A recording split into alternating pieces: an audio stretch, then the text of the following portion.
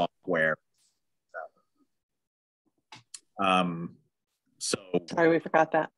I didn't necessarily think any of them shouldn't be in the plan.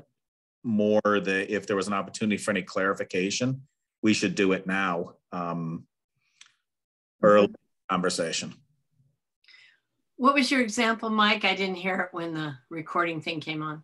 I think we had a couple things like software, and there was another thing when it pops up, and or I see it here, I'll point it out as one of the things. It was not a hard good. It was not a capital, like a facility or a piece of equipment or something like that. It was, you know, more nebulous than that, I guess, might be hope the right word.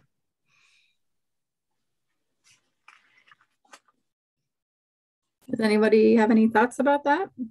Well, on software, I guess I would say it's the new hardware. I mean, you know, in some ways, you know, that may just be something that's an historic definition that it's excluded historically, but, you know, it's pretty crucial for, especially, I guess I would say, especially since the pandemic, but even before then, you know, we've gone to more shared services with other towns, you know, as far as like for instance, the upgrade we did on the land use. You know, it seems to me that that could very well be called capital, but you know, I could be wrong, because where else would we get that lump of money anyway into a budget? And I'm sure there are ways to do that.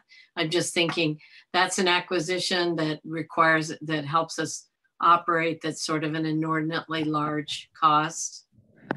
I just see that cropping up a lot, software, but are we budgeted for it in terms of the you know, the 600,000 target in our year by year in CIP? Probably not. We probably haven't acknowledged that software is expensive in that way, but.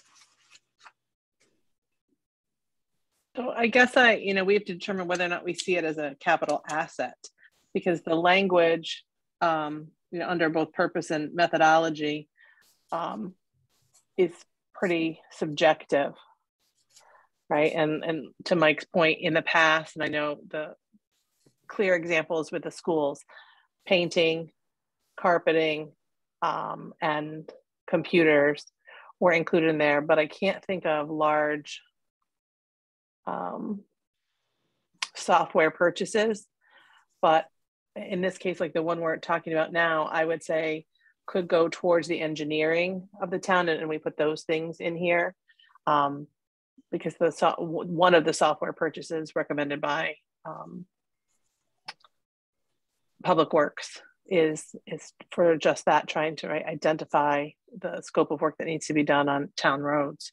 So the other thing I think we need to really determine, and at some point should probably be captured in writing, and I think that will probably come from the Board of Selectmen maybe, is if there is indeed, if we're going with a cap.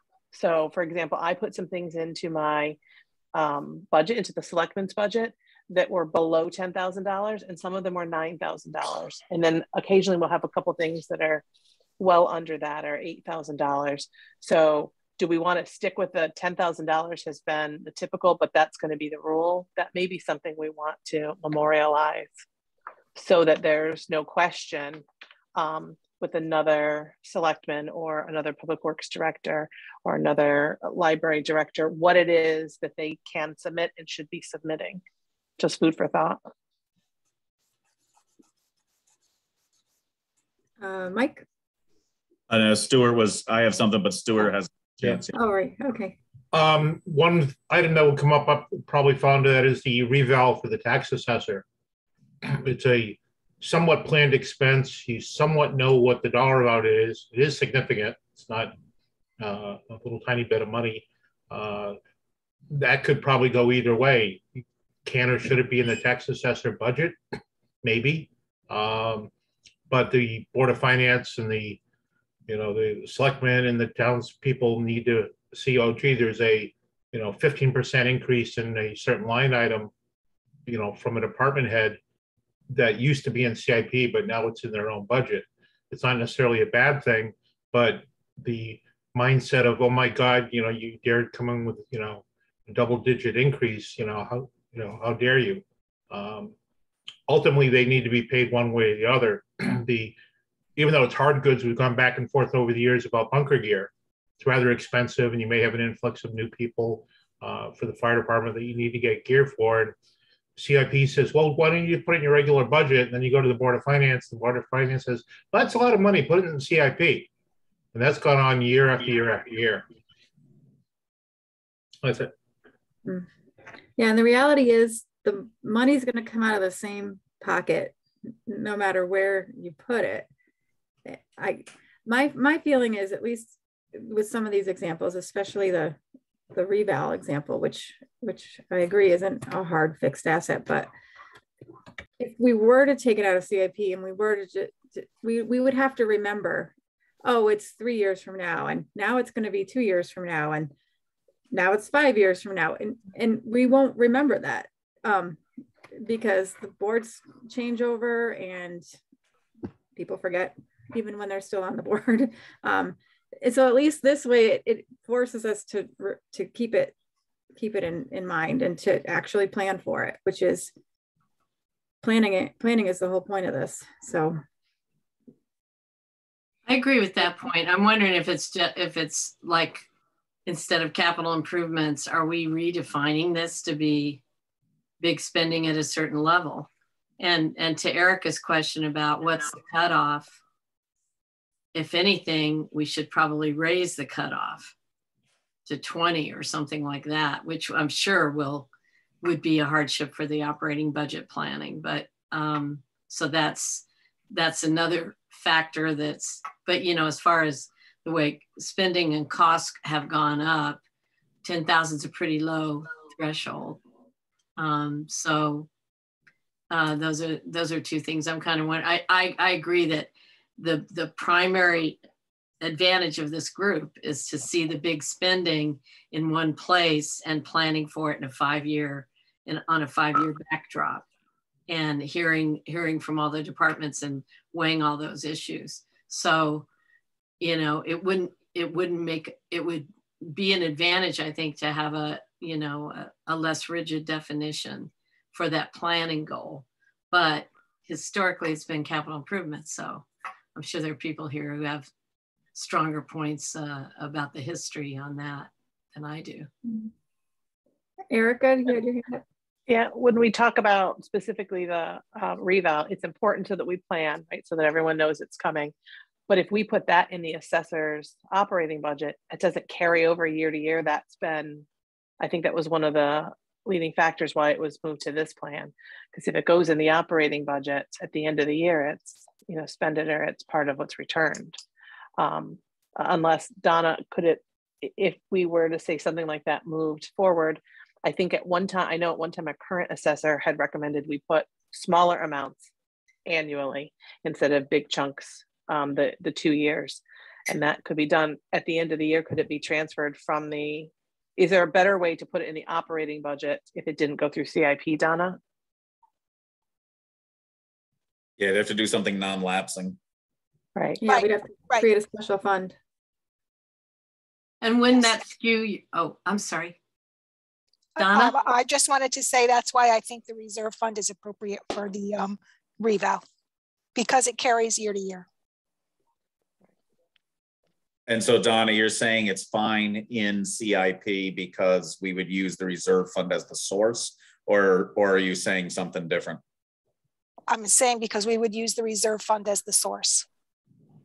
So it's fine to plan it in CIP? Yes, in my opinion. Okay.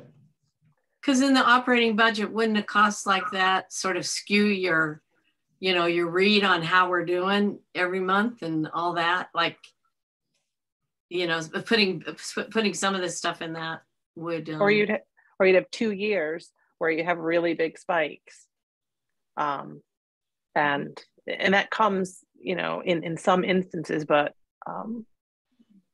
if we were to put it in an operating budget, I'd try to see if we could find a stagnant way, but again, it needs to be in a fund waiting to spend it. So but I think this warrants a bigger discussion, but because we've already solicited projects for this year, I would hesitate for us to take any action or recommend any action on adjusting some of those things. So maybe a reconvening at the end of the budget process or shortly thereafter to have a hearty discussion on this might be a better plan. That might be good too, because we have a lot of new people who will feel more experienced in entering in then. Yep. All right. Does everybody feel good about moving on with the discussion? All right. Oh, whoops. Sorry, guys. So next up is a discussion of year one and what is coming up there. And Donna has graciously, I don't know if you all were able to see your email, but I sent out a couple hours ago. Donna had updated last year's CIP plan by adding in all of the requested items for year one, and then also putting in the lease payments that she knows are actual numbers in some of the out years, so that we can have a place to start from. And I don't know if you all saw it, but we'll share it here on the screen. Donna, do you want to put it up on your screen, or do you want me to do it? I think I could do it if you gave me the permission to share my screen. Okay. Or Kelsey. Yeah, I think Kelsey. Do what's easier for you. Then that way, if you want to control it, Christina, you can change the numbers. Yeah. I'll let you do it. Oh, okay. Either of you has the permission to share. Okay, yep, okay. I see it. Okay, all right. It's just going to take me a minute to find it and then share it. All right. Maybe I'll find it first. Yeah, you might. Erase. So it may benefit newer people who are looking at the sheet once it comes up to know that the first, in this case, the first few lines, I think. Up to 25. Up through line 25. Yep. Thank you, Erica. Are things that are essentially commitments already in place. So those first 25 lines, those expenses are going to happen because they are commitments we have already been made, things that perhaps were purchased many years ago. For example, the top line is bond for library, and that goes through 2027, as you can see from line 3 there. And that is the bond that pays for the library going way back. I don't remember what year it started. 2006. 2006. Okay. So that's just an example. All of those are things that are commitments in place. So all of that, all of the money you see called out, I think column G would be the column that affects the year one budget in this case for those first, well, G or H is what affects the coming year, which would be the year starting this July 1. So really our debate starts at line 29 in this case. It's G and H, right, Mike? G and H, those are the fund sources that are, in general, the fund sources that are going to pay those. General fund versus other fund sources. Yeah, and as I noted in my email, Donna, if you could just scroll down to line 159. That's when you look at Z159, that's sort of where we are going to be focused today. That number should not be $22 million. Can't be $22 million. It should be closer to $600,000. So what we're going to do tonight is start moving some of these numbers that are making that up in different ways to bring that number down. And that means we're going to potentially push some items out, take some off completely, convert some things into lease payments and probably convert something into a bond payment as well. So, and when we do that, it's going to affect the out years, but for tonight, we just need to focus on year one. So does that make sense to all of the new people to this process? Because I know this is a hard thing to understand it when you look at it the first and third and 10th time. So, well, when we do the moving, it'll be more easy. It'll make more sense. Yeah. Yeah. So it's really a living document that every time we say yes or no, up or down. Better than a dying document. That is correct. Yeah. Can I look? I put everything on this list from the selectman side because I believe it's necessary, and in the years I think it should be done. But I'm going to take a look at what we're talking about, and with the school building committee on there, and knowing that they're going to be moving in a direction soon as an OPM is chosen. Can I suggest moving items lines 96 and 108 out to either year 2 or 3? Those are improvements that I think are necessary in the town office building. But if movement with the school building committee means potential change in facilities on the town overall, I'm not sure it makes sense to put some of those physical changes in place. Okay. Not that one, Donna. The TOB, Public Works Building Security. One up. At least for now, and then we can see there. And it would go in line with the facility study for municipal buildings. So I think we should have some of those additional security features, but the building is not completely unprotected as it stands.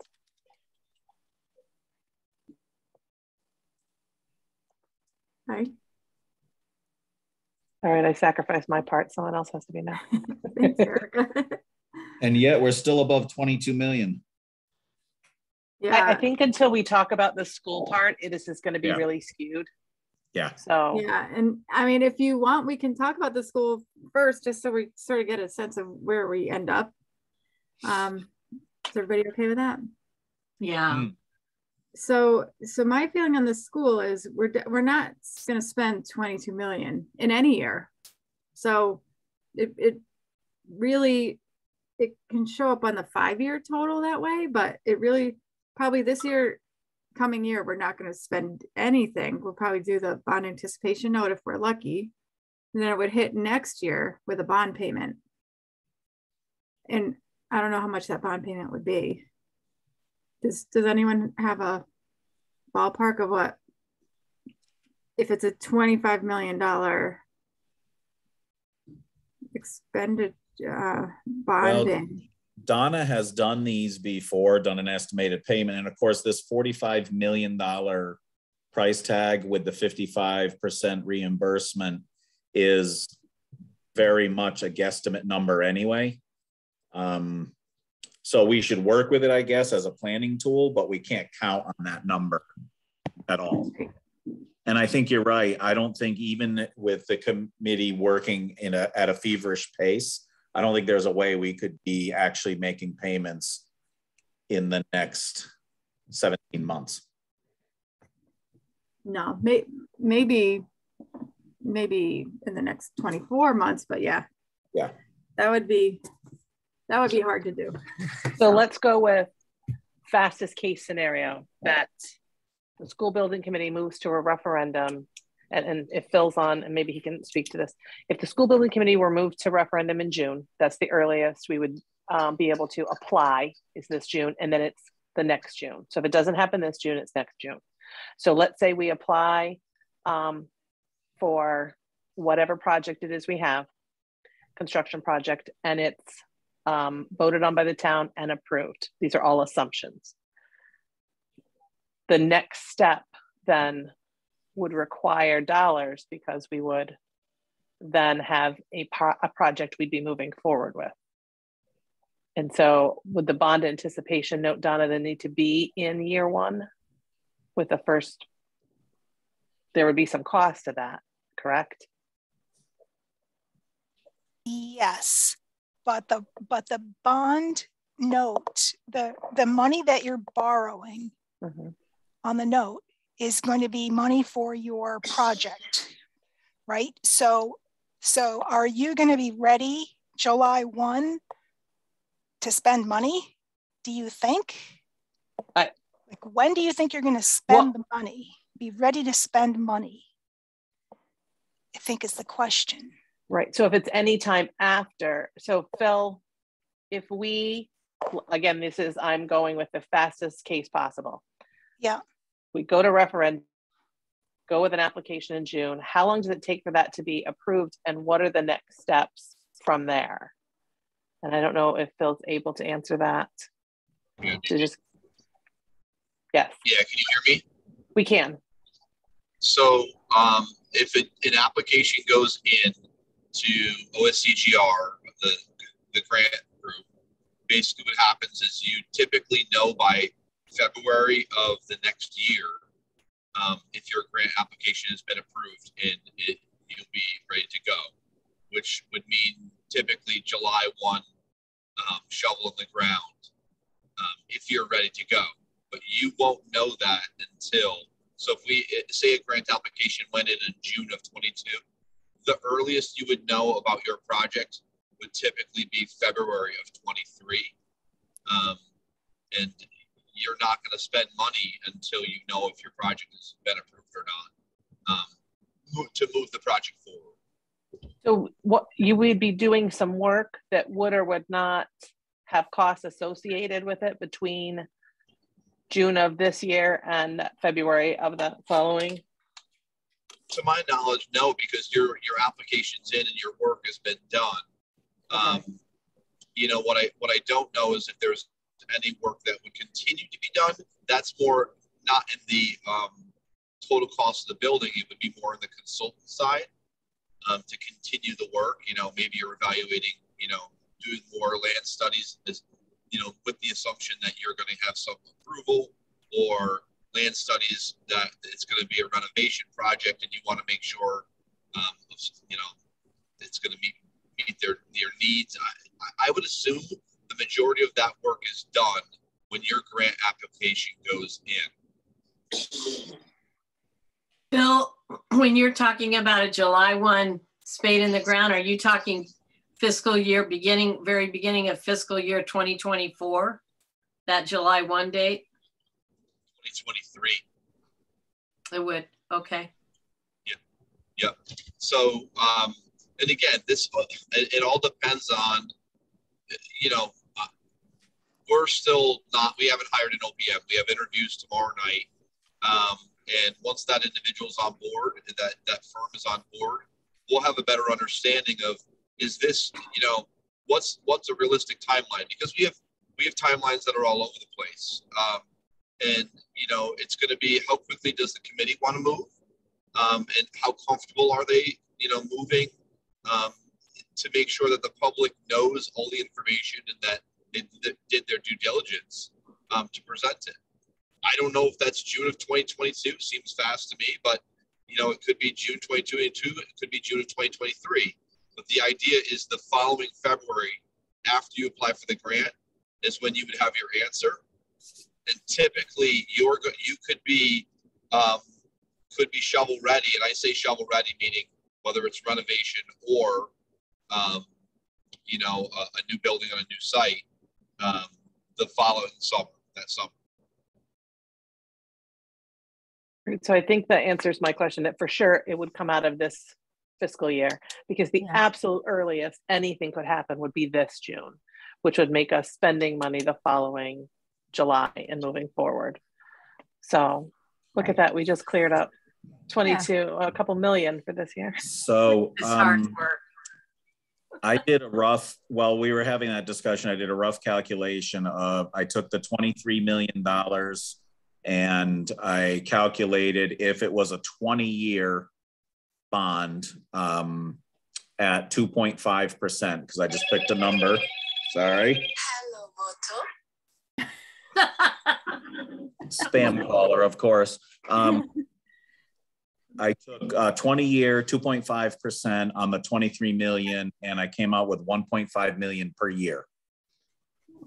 So if that's a tool we want to use just as a rough number, I don't know if we want to do that. If we want to figure on a longer bond than 20 years, I don't know. I'm not sure how that works. But it looks like it'd be $1.5 million a year.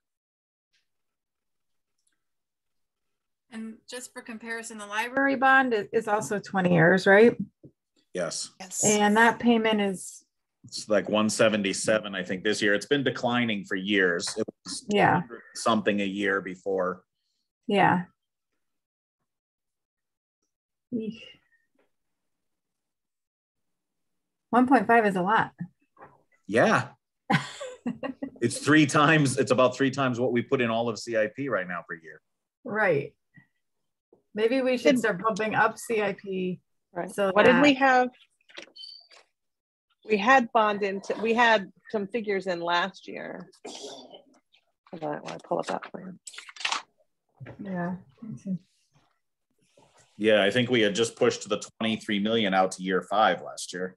Yeah, that's what I think we did, but we put some. Did we not have a figure in there?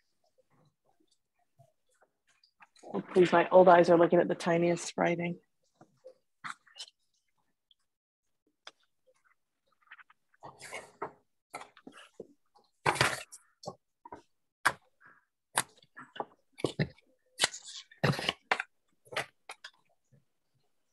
So if I'm reading this right, we had 245,000 year on a bond, on a $24.7 million bond. That was, again, someone has a larger copy. Oh, my phones. Note, insurance, and interest. Yep, note issuance cost. Issuance, thank you. Yep.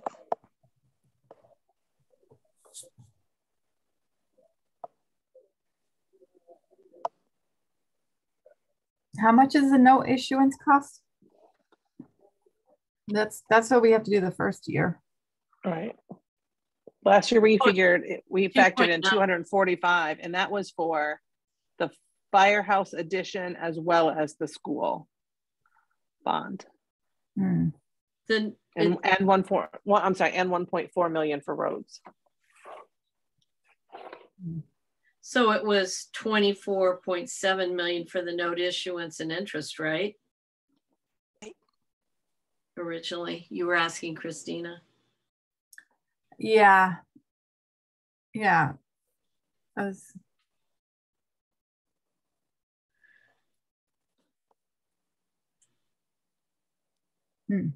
How do you guys feel about, like, I think the reason why we clustered those items together is because they're all big ticket items, and we could potentially save some money with the bond if we group them together. But just for planning purposes, maybe we should separate them out, because it's hard to track and to imagine each of them like happening all at the same time too. I agree. And them all happening in year 5, I think, was more possible in our minds than them all happening in year 2. Right. Yeah, we had discussed our sort of a concept of a municipal improvement bond, and it was encompass all of those things, which, I think as a planning tool is good, but we have to look at it more granular now, probably. Yeah. I just think it'll help us to separate it out, because at some point, I mean, no matter what we're doing, even just improvements at the school, and even if it's not 25 million, maybe it's 15 million, or maybe it's 30 million, but whatever it is, I think we should know the true cost of each project and not start muddling them together, because plus it's going to be easier for the public to understand, because you know, they're not going to have a prayer of being able to sort out these numbers from a bundle. So do we just put the payment, that 1.5 million per year payment, in years 2 through 5? I think so. I think so. And I think we should, before our next meeting, when we start talking about those years, we should try to get, you know, an even better number. Just, you know, I don't know. So Make maybe sure. leave the blocks that are in there right now in column AE. Just leave them as they are for now, because we're really supposed For to. now. Yeah. Okay. Yeah, I think that's a good Christina. idea. Yep. Is that Phil? So what if you, yeah, that's Phil. If you do that and no project happens, haven't you put $1.5 million into the budget? Yeah. But a project does have to happen either way, right? I mean, look, you're asking me that question. That's loaded. Yes, I think so. I do. I think so. You know, the other part of this is, because you don't know that number, is that this could come through CIP, but say, because you don't have a real number and you don't have a bond, you don't have the actual bond payment, you don't have the bond percentage, would that then, couldn't that happen at any time through Board of Finance, simply because it's an increase in taxes either way? Because my fear is people see this as it goes in, you put it into the CIP budget, and they don't have the chance to vote on a project because they already see it as happening because you have the money. Oh. Do you see what I'm saying? Yeah, I see what you're saying. And that's true of every single thing we put on here. But it's not 1.5 million. Right.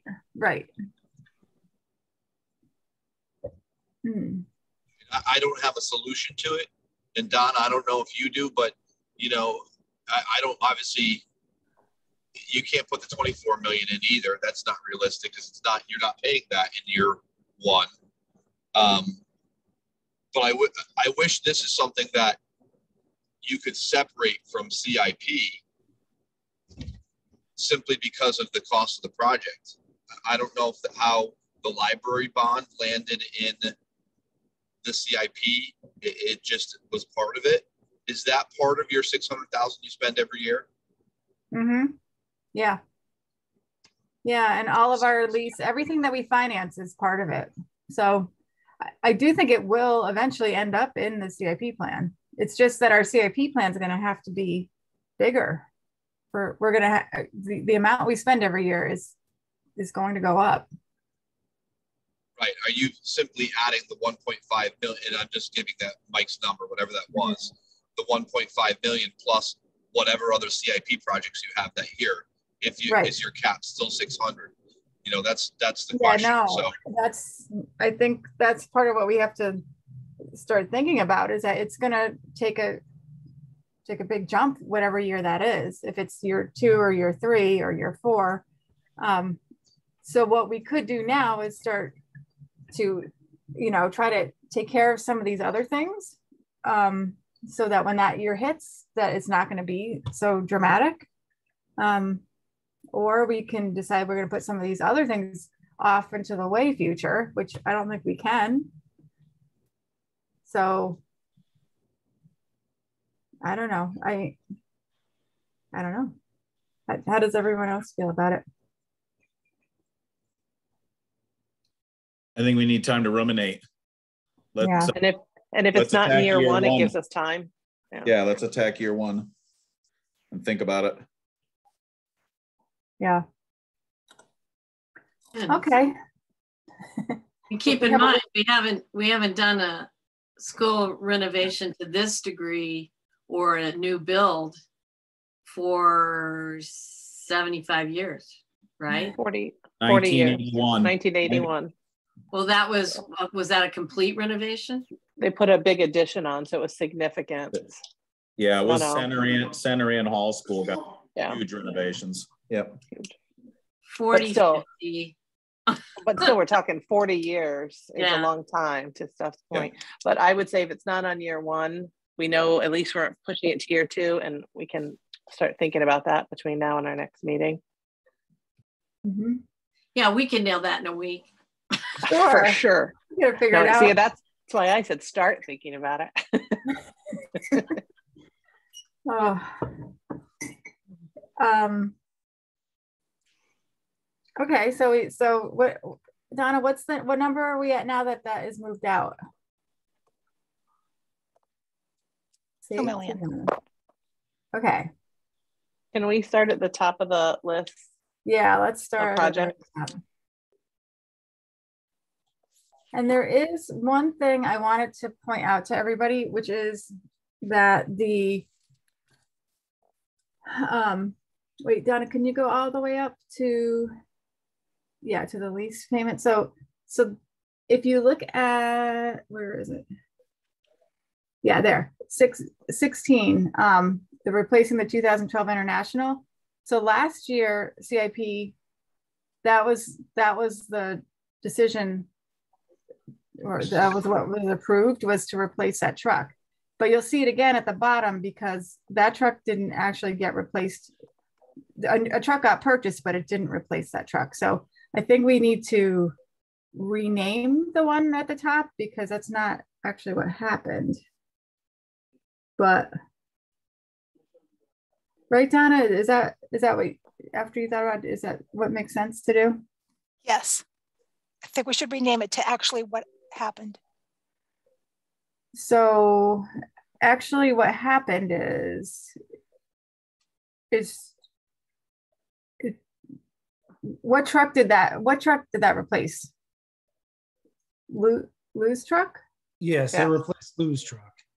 Okay. So the problem by originally this was supposed to be replaced, but then this truck is actually going to go away if it is replaced. Right, so but I think we just had an error in our spreadsheet last year. I think the name of the one that was replaced was incorrect. The one that was replaced was the correct one, but the naming in our spreadsheet, I think, is what was in error. Well, no, because I was trying to figure it out because I was like, wait a second, this isn't two places. And I went back and looked, and this is what we said was going to happen, but it's not really, it's just that this needs to be renamed. Yeah, so let's let Troy finish because Troy was. What year was it? What happened? Yeah, okay, so this truck was supposed to be replaced, but we've had such problems with it that we would just, the truck would go away more or less. This truck will not stay. So if I get a new truck this year, this truck right here will be traded in. We will not have it as a vehicle for the town. So if we were to replace hang on a second. Troy, hang on a second. When you say this truck, we don't know which this truck you're talking about. This is this truck right here, the 2012 International. Okay, that's highlighted in yellow. That okay, is, got you. That is the truck that's due to be replaced this year. It was due to be replaced last year, but if we were to keep that truck, we wouldn't have a spare vehicle. So this truck, so we decided to keep Lou's truck as a spare because it's still in decent shape and we don't have the motor problems what we're having with this vehicle. So that's why. But wasn't Lou's truck always the one that was going to be replaced? Yeah, Lou's truck. Yes, Lou's truck was always going to get replaced. That's what it was. What year? Yes. What year was that? What truck was that? Lou's is a 2007, I believe. Okay. So still don't get it. So the 2007 International was what we were planning to replace and what did actually get replaced. And the 2012 is on for this year. But the item on the plan doesn't, it shows the 2012 being replaced currently. Okay, I'm definitely not trying to insult anyone, but I am confused. We keep talking about this and this year and stuff. This plan, the approved plan, said that in the year, all right, the plan we approved last year was saying that line 16 was going to replace a 2012 International, right? Or are we talking about stuff that happened in the current fiscal year? Yes, that's what the plan was. And I think that there was discussion of which truck to replace, the loose truck, the old one, the 2008 truck or 2007, or this truck. And the feeling last year was it would be better to replace this truck because of all the problems with it. And that loose truck was still okay. What we had also approved was that replacing loose truck next year. That's how I saw the plan as it was finally approved. So is that in line 23? Yes. Yeah. Yeah, so that's how we approved it last year. Okay. So they just got a new truck. They just got a truck, but it's actually replacing number 23, not number 16. Yes, correct. Yep. So we're already committed to this $160,000 truck in line 16 that we last knew was going to replace the 2012. And then in line 23, we are also committed to the $105,000, which replaced, it's already committed. So that should have replaced Lou's truck also.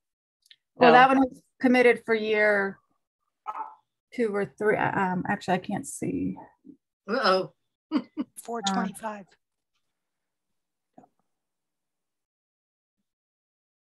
So Mike, line 16 was already done. We committed the money, Yes. It was in the budget, and we bought the truck.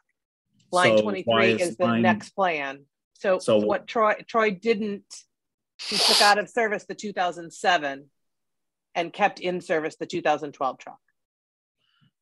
Okay, so 23 is above the gray, which means we're already paying for it, right? No. So in this plan now, currently, as we're planning, up to anything that says 22 and above are actually committed, and they're in this fiscal year. 23 hasn't come yet. Yes. Those are things in planning forward. Yes, I'm sorry. It would be committed in this plan. Yes. Okay. Yes. Okay. So, but what is so that is being moved up. The request for it to be in 2024 is actually now the request is for it to be in this current year. Is that right?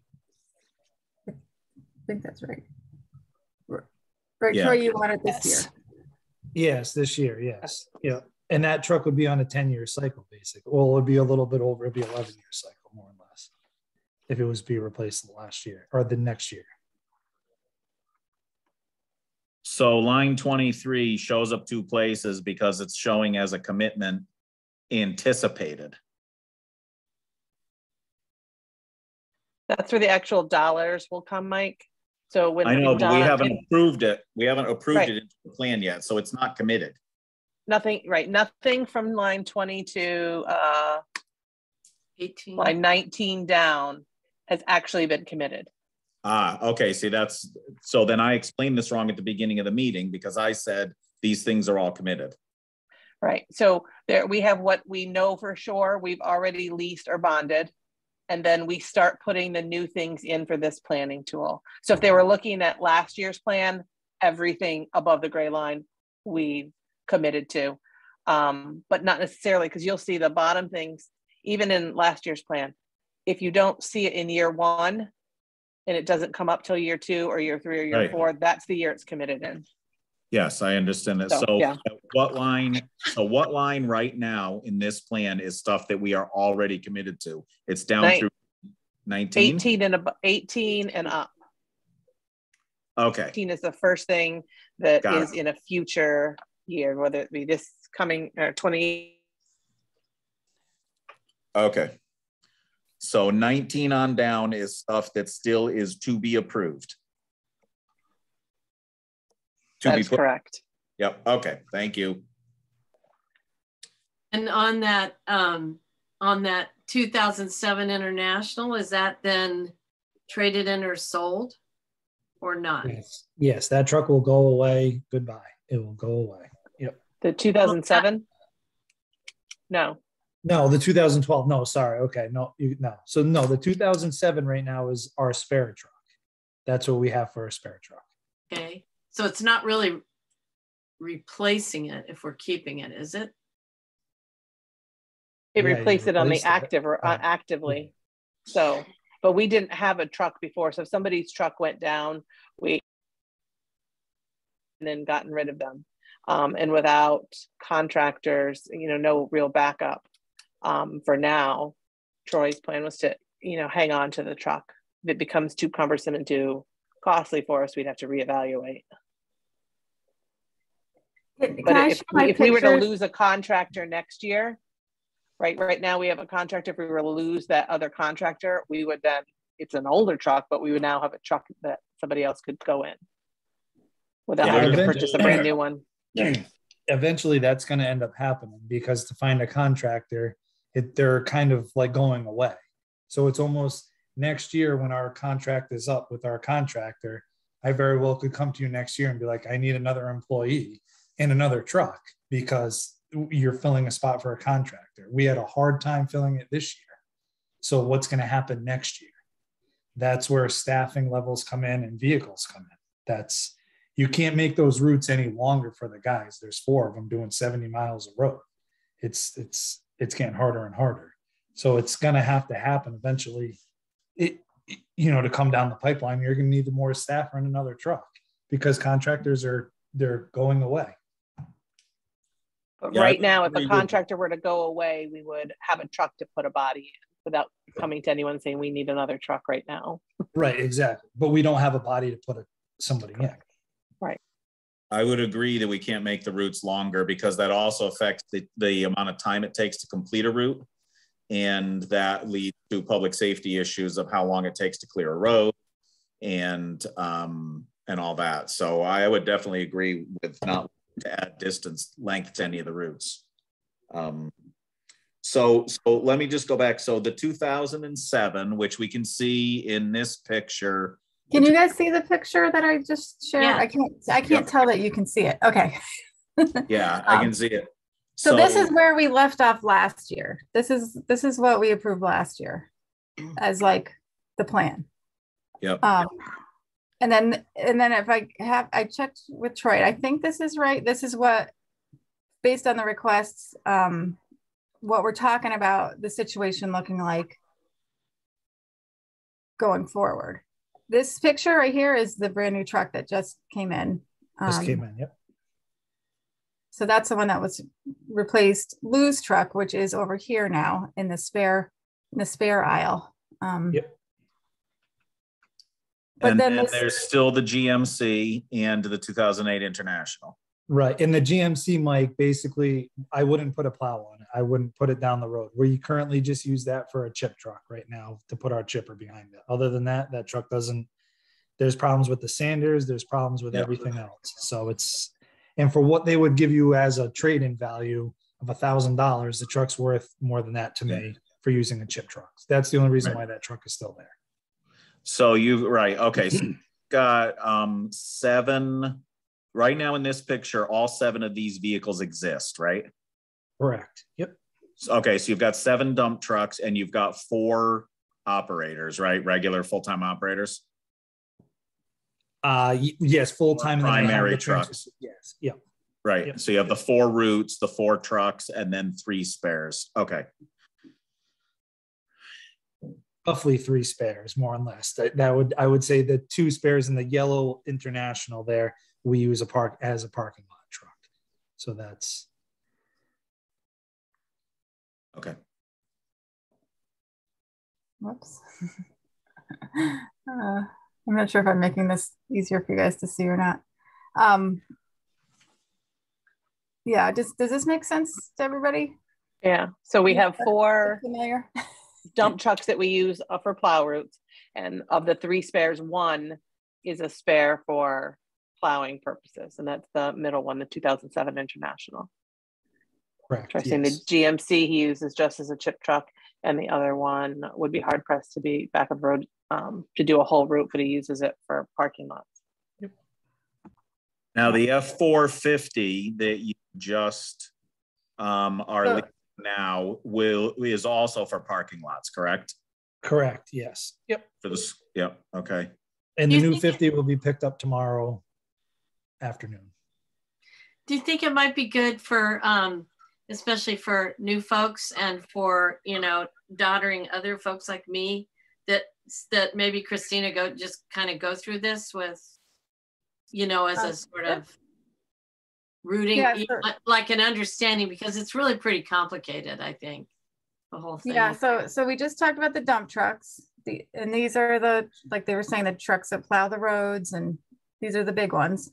And then these are the pickup trucks. This is what was approved last year to replace this F-350 that was from 2011 as Troy's truck. And then the small dump 450, we also are replacing. So that's why he's saying those are coming in any day. And then retiring the old 2001. That was a plan, and that's what happened. This is basically in a couple of weeks we'll even have the pictures to put here of what was purchased. And there's no request to buy any more pickup trucks this year, or in any of the next 5 years, which is what I was going to ask about, because should we think about replacing some of these in the next 5 years? Well, we don't need to talk about that right now, but then this is our whole fleet. So this is page 1 of 2 of where we left off last year. So we've got the sweeper, we've got trailers and mowers and backhoe and all of these big equipment things. And that's where we left off. This is basically where we are this year, with the addition of a bucket truck and an excavator to be purchased in this year 1. And then I'll just go on to the fire departments as well. So this is Wellington Hill Fire Department. In this fiscal year, they'd like to this coming one, refurbish the 1991 truck and replace the service vehicle. So that's what they're asking to do.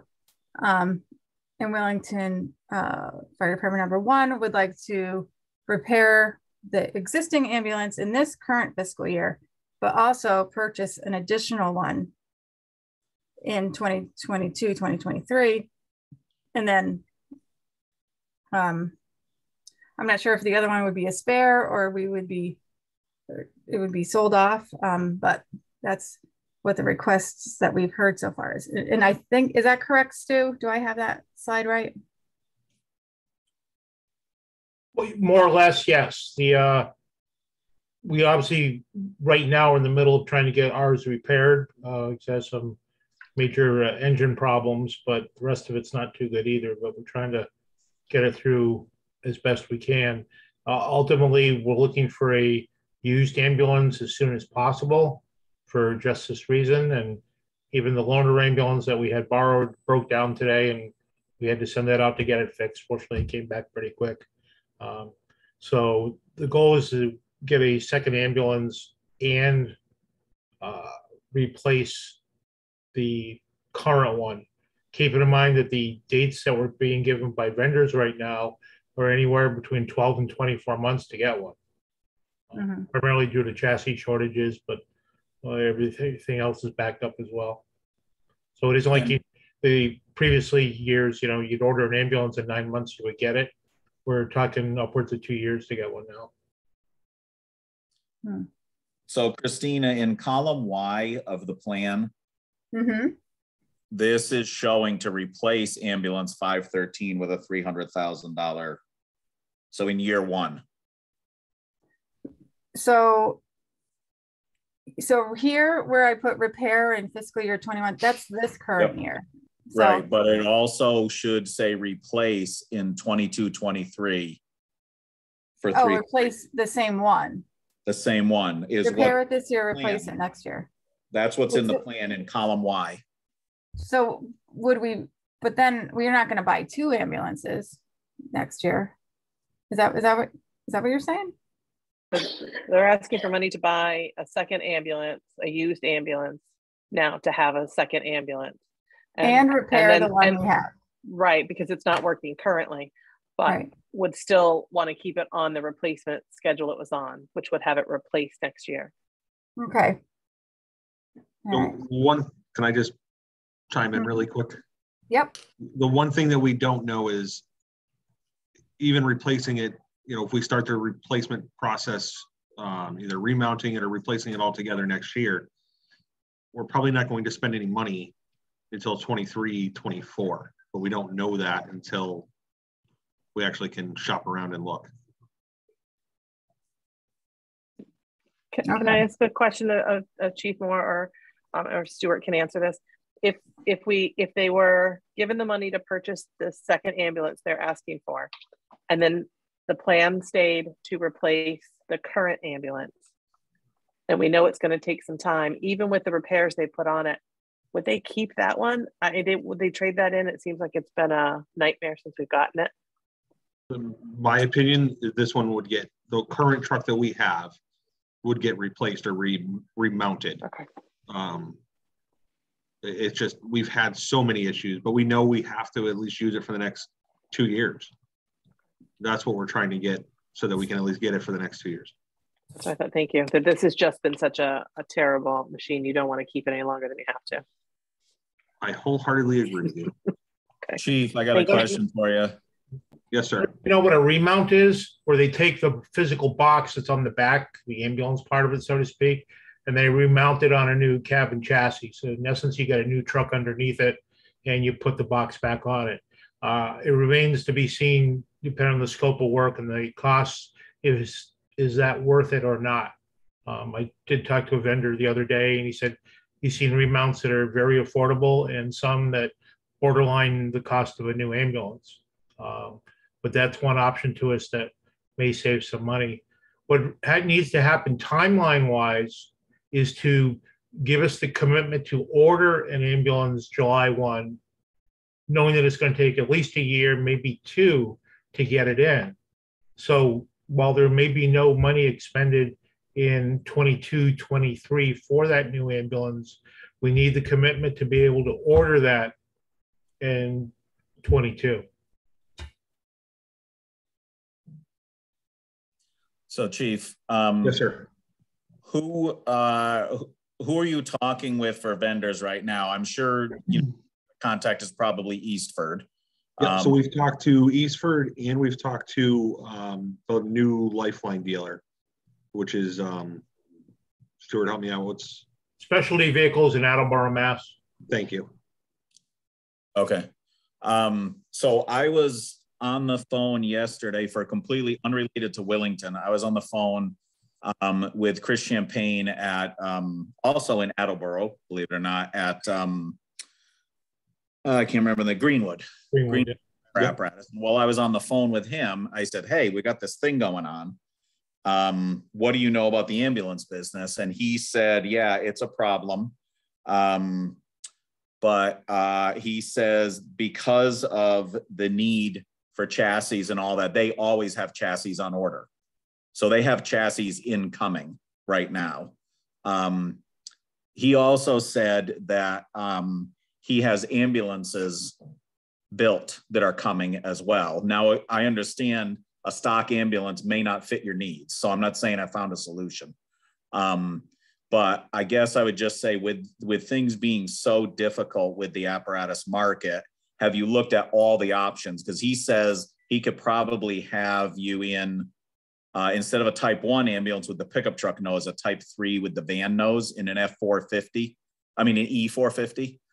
He could probably have you in that in 4 months, brand new. Okay. And honestly, we haven't gone out to a whole lot of vendors about new stuff because we need the commitment before we can do that. Sure.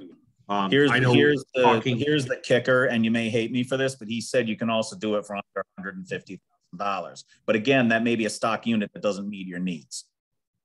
Yeah, if it's under $150,000, there's something wrong. Or well, it's not diesel. I should say something wrong, but it's not diesel. That may be an issue too. Yeah, he said a lot of people are going away from the diesel because they've gotten so complicated, and as you're finding out, so expensive to repair. Absolutely. Yeah. Well, that's something to consider. The pricing that we gave you on the estimate for buying a new ambulance is based on the actual prices of surrounding towns of what they actually paid. Summers, Colchester, Hebron. a lot of those have been in the newspaper. Coventry have all purchased, new ambulances over the last 2 years. And in round figures, they're anywhere from, 265 to 350. And what we're seeing for actual pricing coming out for liquid rigs. One thing that I'm kind of grappling with looking at all these charts and everything and hearing what you guys are saying is it almost feels like there's sort of 3 options and we're trying to cement all 3. First of all, adding a backup ambulance is a brand new initiative, so that's something we haven't done before. We haven't even talked about maintenance and repairs for a second vehicle, not alone standing. Staffing for what might grow and morph into more staffing. I think we have to consider those particularly as we're planning a 5-year plan. But then, so we're talking about an expensive repair on the existing ambulance, a secondary ambulance that would be used, and replacing the existing ambulance that we would be repairing now in a couple of years, or just waiting on when at first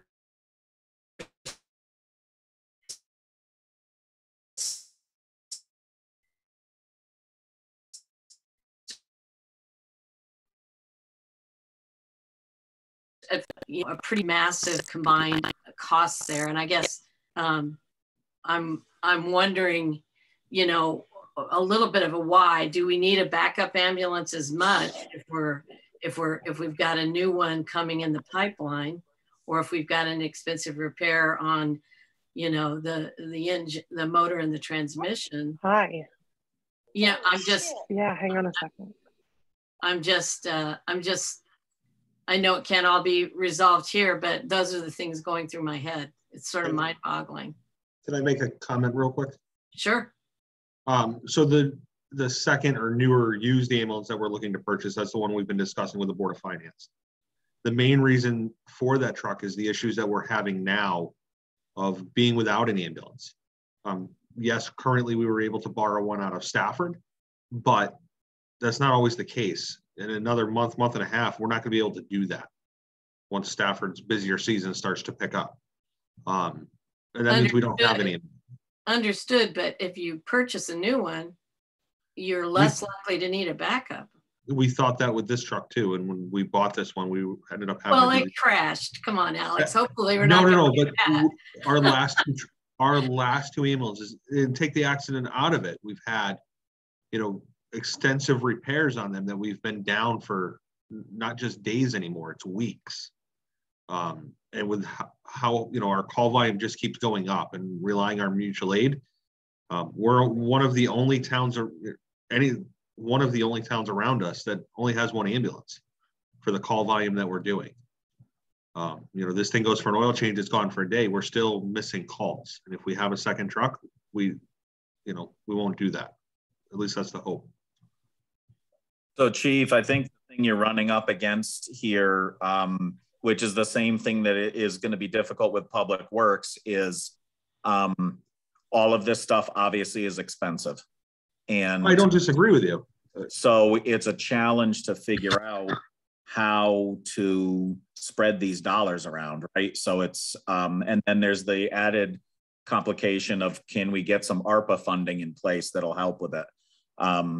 But it's complicated. And when all this stuff is so expensive, the idea of fleet expansion, adding another vehicle, is hard to wrap around, which is a big thing. Troy's, trying to convince us on the need for expanding his fleet quite a bit. We just looked at 4 dump trucks turning into 7 dump trucks, and 3 smaller trucks turning into 6 smaller trucks over the years. So trying to figure out how to pay for all of this I think is really challenging. Do you guys want to go back to the spreadsheet? Has everyone seen enough of these beautiful pictures? Can we have our own private copy? Yeah, I'll email it to you all. I will. Yeah. Well, we can turn this back on when, if anybody has a question later, but. Mike, do you mind if I just respond to your thing real quick? Oh, of course. As I absolutely agree with you. It's a lot of money, but that's why we're trying to work with the Board of Finance, the ARPA committee, and the use of Fund 17. That's what Fund 17 was designed to do, is to the ambulance. That's why the new ambulance is always in there, at least for the 5 years. It's a revolving plan. Excuse me. I agree. Having a second truck adds another layer of circumstances and budgeting issues. But it's really our feeling at this point that we always get asked about our, when we're missing calls and we can't generate the revenue. This is the only way that we're not going to miss those calls and still be able to generate the revenue. Yeah. So we are talking about staffing up then. What's that? We are talking about staffing up then. We are not. We're using the staff that we have. This truck will not go out every day. This truck is, when our truck is out of service, is when it's going to be used. If we have a volunteer crew that's going to be able to run it, and we know that, they can take second calls.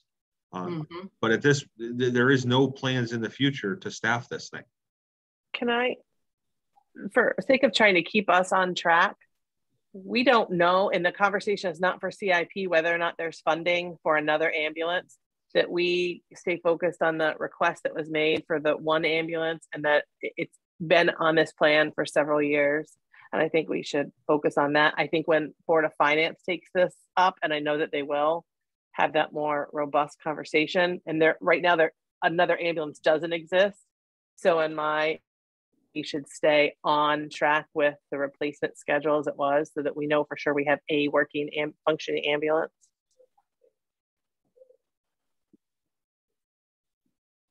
Right, but there's a new factor, Erica. But it does. Ambulance is a new factor. But it's not. Nothing has been even moved forward. The Board of Finance has taken no action, and so we can't wait until that may or may not happen. We have to plan it, and we're talking about whether or not we should replace the current ambulance as it stands. And I think it needs to stay in the plan until we know something different. And that conversation is not for this group. Okay, I understand that. We're trying to, but we're in year one, and all this stuff is in year one as a proposal. So the second ambulance is not in this plan. No, I know, but all the vehicles we're talking about right now are the other vehicles, so it's a lot. And we had a big number down there, I think.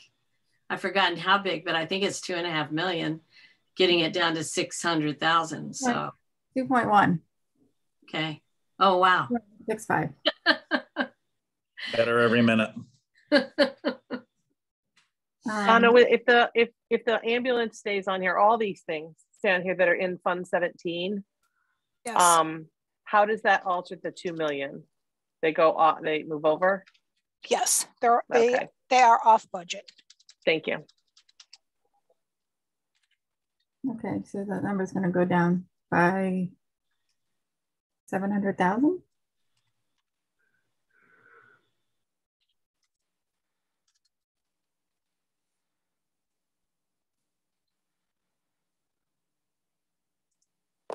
Okay, that's better. 1.4. All right, what are some of the other things that we can move off budget? What a great question. We've still got a 50% cut. So Donna, you're moving the bucket truck off because it would be leased if we purchased that. Yes. But and I don't remember, but don't we normally try to do one of the lease payments in the first year and then have the second year be the 2 lease payments? Yes, we've done that in the past. So the way you reflect that on here is you put the 100,000 in the off budget column, but you put whatever that lease payment might be there. Yes, the lease payment would be in the local column. I see. And if you wanted it one payment, then it would be one payment. I think we like the idea that it like ramps up, and at least you get a little bit in the first year, but not not the whole freight. Okay. So the sidewalk repairs, that's pretty straightforward. There's no way to move that off. Yeah, I think that's a safety issue too. Yeah. Trip has. And everything else I can see on the screen is committed. So all right, the band room, the other sidewalk, and the assessor reval. And then the excavator. So the excavator is we probably would lease that as well. Yes, I agree. Or it's not, it's like not so expensive that it might not make sense, but. Right, well, because we'd split it for years. Well, when we do the lease, it's 7 years. So we're taking that and making it smaller payments over 7 years, Right. but yes. committing funds for 7 years as opposed to, does it make more sense to put out 79,000 away? And right. And I know, again, this cross committees that we're talking about, but are any of these things or on the plan as a whole, right, for ARPA funds consideration and how that would affect our spending abilities?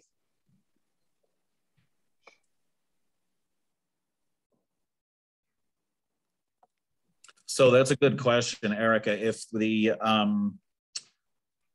If over the next few months before this budget is put to the taxpayers, if some of these things could go off to ARPA and get approved in the ARPA group, we would essentially have to reconvene this committee and revise this plan, because we would take potentially some numbers out of this plan, and that might allow us to bring another project back in that we eliminate right now, but we feel is a valid project to bring back in, right? Yes, and here's my recommendation. Christina will be officially the chair of the ARPA Commission at our next meeting. So she's doing double duty. My recommendation off the bat would be line 143, the purchase of the radios. And this is for both Willington 1 and Willington Hill, that is absolutely a perfect expense for ARPA funds. It falls into the first category of responding to the COVID-19, things with our emergency services, our emergency operations center. All of those are perfect expenses, and being able to communicate across town. I think we should recommend this go right to ARPA and take it off the plan. And it's something that can faster, depending on availability and such, and whether or not that committee moves forward on it. That's my.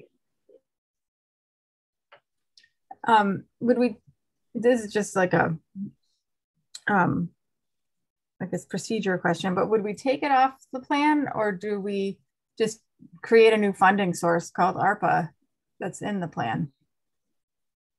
I guess that's a question for Donna. Become off budget. Off budget, but just labeled ARPA. I think that's a good idea, because then it's still part of the Yes. planning. It's still part of the planning tool that way. And we can keep sort of a running tally on that, on those funds, because that'll add up fast too.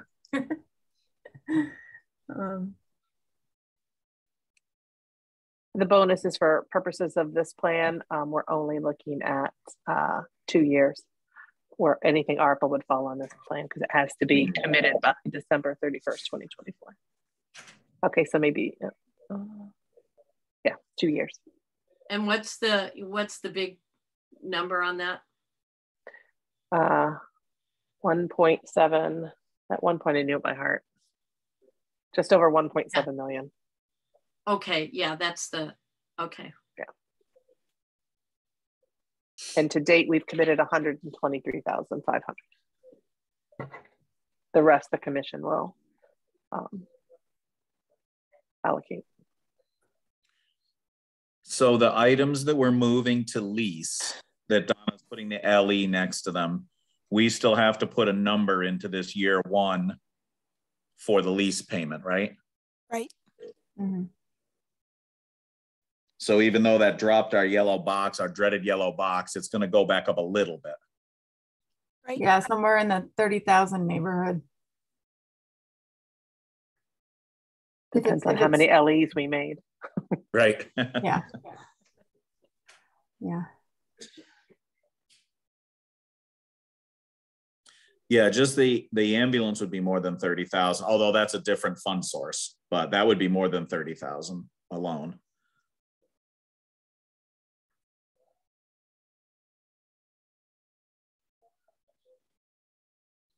Depending how long we lease the dump truck, if it's a $225,000 dump truck, depending how long we lease that for, that's probably $22,000 a year ish.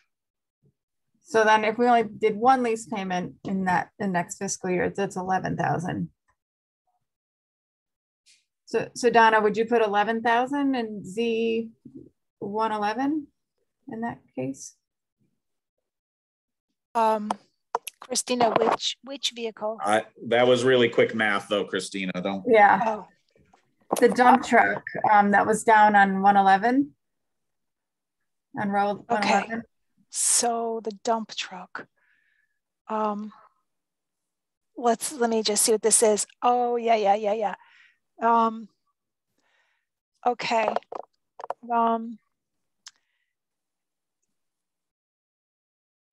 Yeah. So that would probably be about $15,000. I'm guessing for one payment. Yeah. Yeah, that makes sense. Truck. The other ones are around 30. Yep. So you have a little bit of money in reserve and a little bit of LoCIP money. So you can move some projects off budget into those sources. So wouldn't LoCIP be great for some of this road work stuff we have in here, like Liska Road, culverts, Village Hill drainage?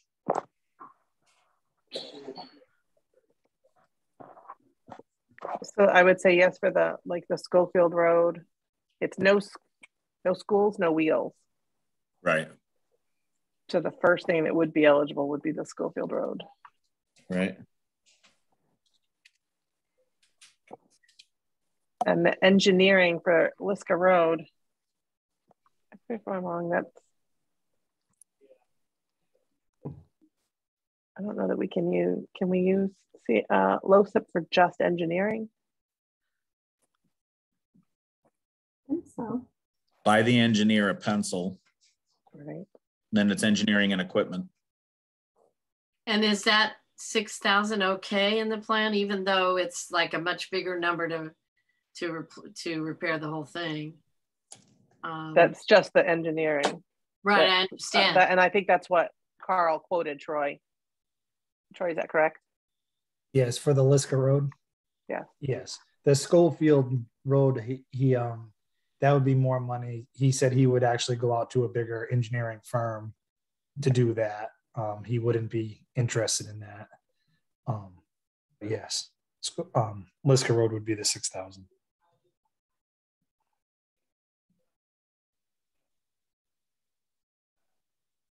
So I would leave that in 930 and maybe move the, am I frozen? No. Is there enough in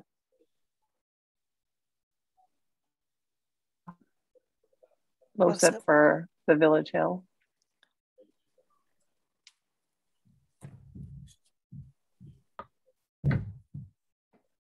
Donna, what's the annual LoCIP income that we expect from the state? I know it can go up or down some, but it's fairly stable. $58,000. And we're in the second year of a 2-year budget, and it was anticipated to stay flat. So.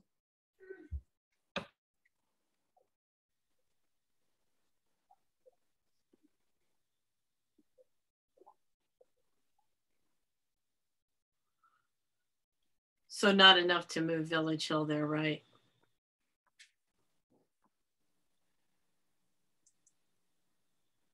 Not unless you didn't spend lots of funds from a previous year, but the state kind of discouraged you from pocketing that money for a second year if you can help it.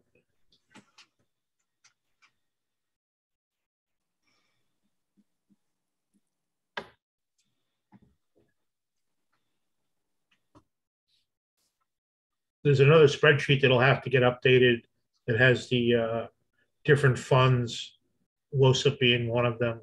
And once we kind of get through tonight, that can be updated to see what your running balances are. Right. Yeah, that one. Oh.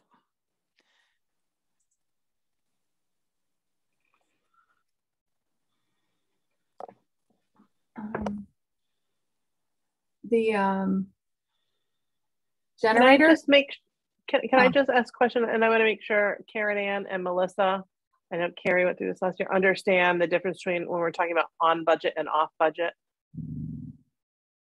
That the off budget items are not things that will be taxed on in the operating budget that will go before voters. So they're funds of money, whether it be state money. I think I understand what you're doing. Okay.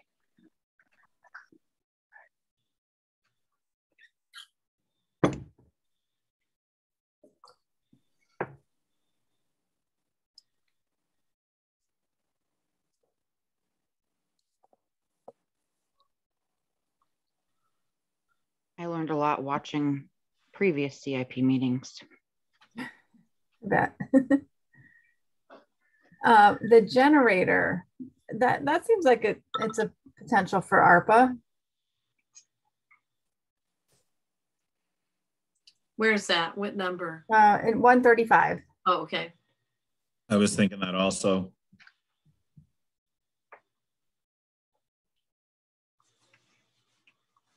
Oh, perfect. I was just going to say that. Yeah, and I don't know about the No software. public works, no fire trucks.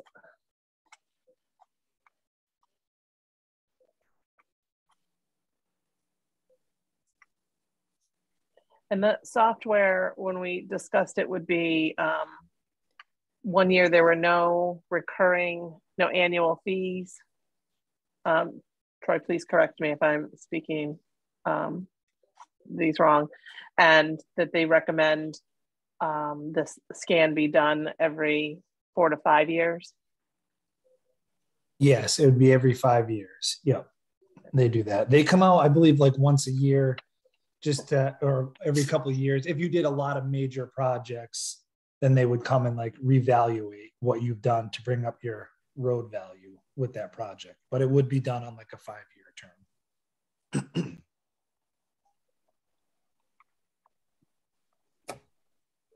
So would it be 20,000 every 5 years, or that's just the initial fee to get it? I believe that would just be the initial, and then it would be like, he didn't give like an estimate on what it would be, but it wouldn't be the 20,000 to redo everything. No. Yeah, they'll just upgrade the software and make you pay for that. No, it's not actually on. This one wasn't on their software, correct, Troy? This is they give it to you in a access. Yeah, they give it to you in like you can use it at any time. It's not, you don't pay for the fee for the access. There's no proprietary software. Yes. And this is, how do I want to say, if the plan is actually, or CIP approves this, then, you know, the Board of Finance or the budget that I put together for road money needs to be more. We can't just do what we do have now and nothing, or not fix our roads. So that's where that comes in. Yeah, we believe it's why we need to invest more in our roads, because it will, you know, give us a better indicator of the condition of them to start, which may lead to needing. You can take this as a tool this year if it was done, and then next year, you know, they might say you need, you know, $600,000 of road work or pavement. That's where it comes in place as a plan. If you're not going to plan on, you know, just giving no money every year, then basically the scan is, it's no good. Don't, you take it right off the plan as it is. Is that the company that develops that software? Do you know who that is, Troy? It's the Beta group. They come in and they do it with engineers, and they come in and they assess everything, what you have. They give you all the data. So say like Y Road, I'll use Y Road as an example. I say, well, we should chip it. They'll come in and say, actually the road should be actually shimmed and it should have an 1.5 inch overlay, and it will buy you 10 years of life on that road, where a chip seal might buy you 7 years. So that's where it's planning on part of it, going from another group saying, well, if you spend, chip seal, we might chip seal that road for 25,000, but if you put 60,000 in it, you just bought yourself a 10-year road or a 12-year road now. That's where that program comes in place. And it's from just not from me saying, it's somebody else saying that. I know. What I meant was just who developed the software. Was it a big, was it, Tilson? I mean, who are the masterminds behind the software? Like what company? Do you know? No, I don't have that. No, Okay. That's no. So I will tell you that CROG utilizes Beta for projects on the larger scale in the region as well. Okay. That's good. Because every one of these vendors will tell you that their way is the best way. That's it. We met with a couple Mhm. of different people, and this one, unlike the others, comes with annual costs and you needing their services. And this one is not one of those. It's here's the information. You can access it anytime using Microsoft Access, and it's yours. So there's no annual fees. And then recommend doing another scan to see where you're at in 5 years. But to Troy's point, if it's a tool, a planning tool, if we don't plan to invest the dollars as it shows, what have we gotten for the $20,000? So, but I think it's important that we, there's a little bit of science now behind where our roads stand and being able to see that. Data. Erica, either you or Troy, what is our purchasing means to get to this contract? Because this doesn't sound like a 3 bids type of thing. Is it available through an existing purchasing consortium or a state bid where we're allowed to have access to it?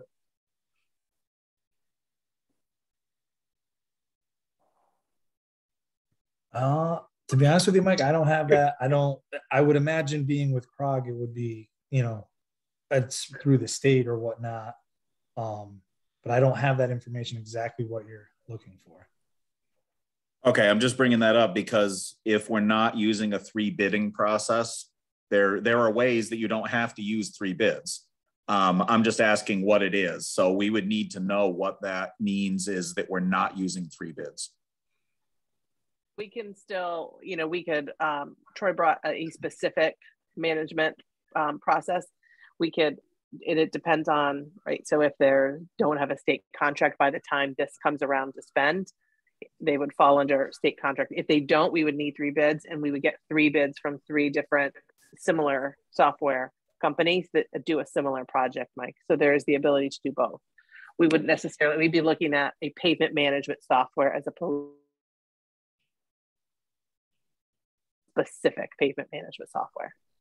Does that make sense? Does that answer your question? Yeah, absolutely. I only asked because you guys are talking about that specifically, and that company didn't expect annual fees and all this other stuff. So I was, it seemed like we were narrowed down to that one company. So that's why I asked. And certainly there may be a consortium that you have access to. We just want to make sure we don't run, we don't accidentally miss that. Correct. Well, that's a good point. And so the project should probably be called pavement management software. And the quote, the recommendation of the dollar amount is based on a specific quote we got from Beta. Mm-hmm.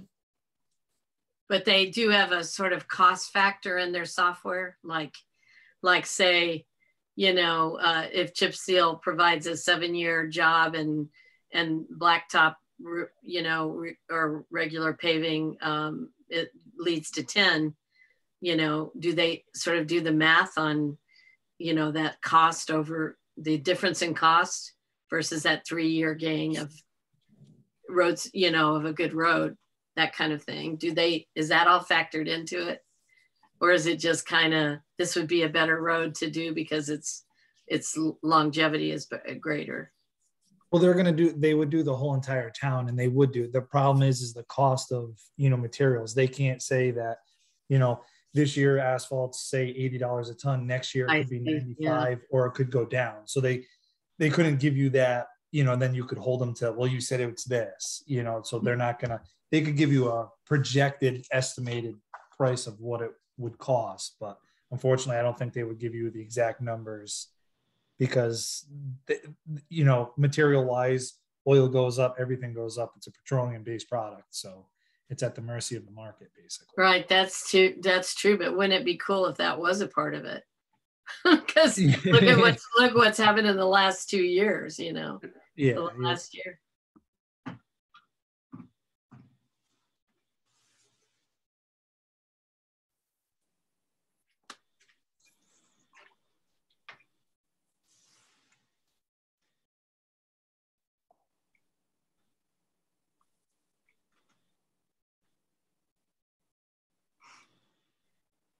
So that 867 there, that's minus the lease payments, right? I mean, it's not minus we don't have the lease payments factored in up above. So, right? So it's even it's bigger than a 200,000 cut that we still need to do for year 1. Am I right? You're right. It doesn't include the lease payments. Yeah. That's what I was thinking also. So that 867 will actually go up once the lease payments are factored in.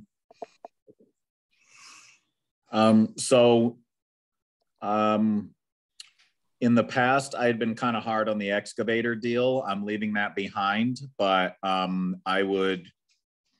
own feeling is I'd like to dump the bucket truck from the plan completely. We're doing a lot of fleet expansion here. I'm concerned. I'd actually like to see some of the spare vehicles from Public Works go away, but certainly not adding more. We're already talking about the excavator is still in the plan and stuff. So in my mind, that I just can't see this much additional equipment. Mike, I understand the use for it. No, I'm not saying. My opinion is I think we could absolutely use it, but to your point, I'm not sure currently we can afford that. And I know we would get more use in the town, would benefit more from a purchase of an excavator than the bucket truck. Right. That's my feeling as well. Yeah. I absolutely think we could save some dollars somewhere else if we had it. But recognizing at this point, we just can't have everything we want and I feel we need. And I know, Troy strongly feels that we need this and would benefit from it. But if something's got to give, I think that's what gives. Right. I think that with the condition of the trees, I think it certainly could be a valuable tool. I just don't think we can sustain this much fleet expansion. And with his limited staffing, something has to get contracted out. We just can't. The road crew has so much to do just with maintenance. Adding in project work is really going to tax his.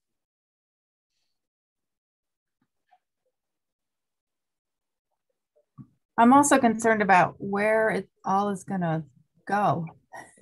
And we don't have a plan to build a bigger garage, at least not yet. So we could work. We could work on that. Well, I know. Just add it to the plan. No, I hear you. I again, I think we could use it, but something has to give, and I think this is what has to give. So, and recognize and support an investment in the project work, the contracted work. And just looking at the whole plan with all the vehicles, there really isn't anything that's planned to be repaired or replaced in the out years at all. It's like it's all in the first year. And just like looking at some of the other things like the sweeper, and I think the sweeper is one of the things that is in at least in the 5-year plan, but some of those other things are probably, I would think, at least need some serious maintenance work done. And if we should get it all in there. Well, I think those don't fall in here. So the maintenance on them is in the operating budget and maintenance costs, as opposed to. But if it's like I think they just haven't been thought of in this manner, Christine. I think that's why you don't see them here. Yeah, I'm just thinking like the fire department does with the big refurbishments that are like $50,000 or $60,000 on a big, and I don't know. It just seems like there's got to be something that we're going to need in 5 years, but I don't know, because it's a lot of things to take care of. I think we figured the next big truck falls in year 6. So next year you'll see the replacement of the truck start to come back on the schedule. Yeah. Well, you've got one already in line 112, right? 2 years out from now. Mm-hmm. So that's another full-size truck there. So that's 2 years out. Yeah, and the next one doesn't come out for it. It'll come back. We'll start to see it on the plan. Because after that, the next one is it 2019, Troy? Well, the next one would be Red's truck. Well, then that one. So you're talking, yeah, so Jeff's truck, the 2015 Freightliner, if you were to replace that in 2025, that'd be on a 10-year cycle. And then the next truck would actually be Red's truck a ways down to keep going. If you were to keep it a 29? Is it a 2019? That's a 2020. No, that's a 2020. And so you're looking at 2030 then to have that replaced.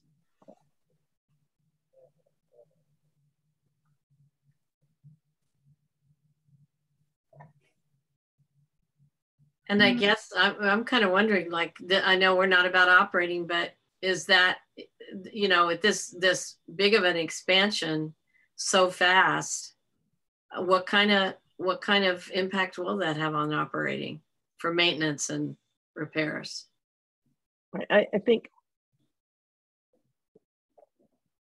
the big dump trucks, right? So we had a 2007, so some of these that had been replaced before were on a longer than a 10-year cycle. So we really need to decide what's the cycle going to be and stick to it.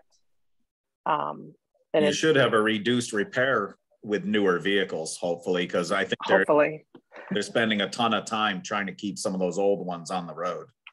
Yeah. Troy, is there, so in looking at it using the pictures, looking at the fleets there, you have the yellow International spare parking lot truck, and then you're talking about keeping the spare F450, the old F450 as a spare also. So you're going to have 2 small spares and at least 1 big spare. Is there any hope of being able to trade some of these in or put them on gov deals and get a little cash back on them? Maybe you could bring enough money in to pay one of these lease payments or something. You know, if you look at this on the screen right now, there's 4 drivers and 7 full-size, larger, not all full sizes, 7 larger dump trucks. So if we could get a couple of those and bring in, say, $5,000 or $10,000, that could make a year of lease payments on a couple things. Okay, so the trade-in for the 450, they wanted to give $2,000. The GMC, the blue GMC, to trade that in, they were willing to give us like $3,000. Mm-hmm. And the yellow truck, I mean, to trade that in, we bought it for $4,700. So they're not going to give you probably more than that because they know that truck, what it is. So to trade it in, I mean, I understand it shows like there's a lot of vehicles there, but if something happens, I mean, we're supposedly getting this blizzard here over the weekend, and you want to take all the spare vehicles away. what are you going to do if there's a breakdown? Things are going to break, whether they're new or used. Things are going to happen. You know, it's I'm not talking like about taking all the spares away. I'm not saying that, but you've got 3 spares in this. You have 3 spares in the larger trucks. There's right. I mean, then there's 2 actually, because the GMC you can take right away because that's not going to have a plow. Right. So technically, we really have the 2007 International as one big roadworthy spare truck. Right. You know, so the yellow truck isn't.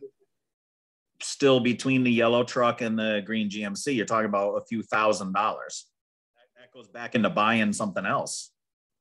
Well, it would go into the general budget, and then I'd probably never see it. If that's going to get traded in to where it is, then that's, you know, if I can use that for that. But I mean, once again, at a $220,000 truck, and they're going to give you $3,000 for it, that truck is still valuable to me for $3,000. It's still a vehicle. I completely understand that, but you have to do something to maintain it. And we still have to find the money from the taxpayers to pay for all of this, right? So even if it's a $5,000 or $2,000 off of a $225,000 truck, we're still saving something. Right, but then you're not using that vehicle somewhere else. You know what I mean? There's multiple uses for it. You know, I agree. I agree, but I mean, Troy, as a director, you're talking about a fleet expansion here. You have 3 larger trucks, 3 more than you have drivers, and I understand that you have a potential of a breakdown, but you also have a lot of newer trucks to hopefully reduce the chance of a breakdown, and you're going to have 3 small vehicles spare to your other 3 small vehicles. That's a big fleet. I disagree with you, Mike, on that one. I honestly do. I mean, look around at some other towns. I mean, they don't just not have 1 spare vehicle. They have multiple spares. Parks and Rec can use the 450 now. Jenny's used it for multiple things. You know, there's different things. I think we're pinching pennies for if we're going to really try to save $5,000 on a $200,000 truck. That's where we're pinching. I think there needs to be a better plan put in place and to replace these vehicles instead of keeping them for 15 or 18 years. And then, we don't have spares. If you were to put these on a 10-year cycle, we wouldn't have to have all these spare trucks. You could have one big truck. I mean, well, we're pretty close to your 10-year cycle now on those big trucks. And then you have the 2007 as the spare for the big trucks. Right. So technically, if Todd's or the 2012 goes away next year and we get a new truck, we're still in the same situation. We don't have another spare vehicle. There's no other vehicle there. So, if you want me to get rid of the 2000 GMC and the 2008, we have 1 spare vehicle that if something happens, and new trucks do break, things happen, or it could blow a tire, but we don't have means to put a tire on it. Now, what do we do in a blizzard? I got to get somebody out there to fix a tire where there's a spare vehicle. I think the cost of what it isn't there. It's not, we're not spending thousands and thousands and thousands of dollars on spare vehicles. If it comes to a point where they need so much more work, then we'll get rid of them.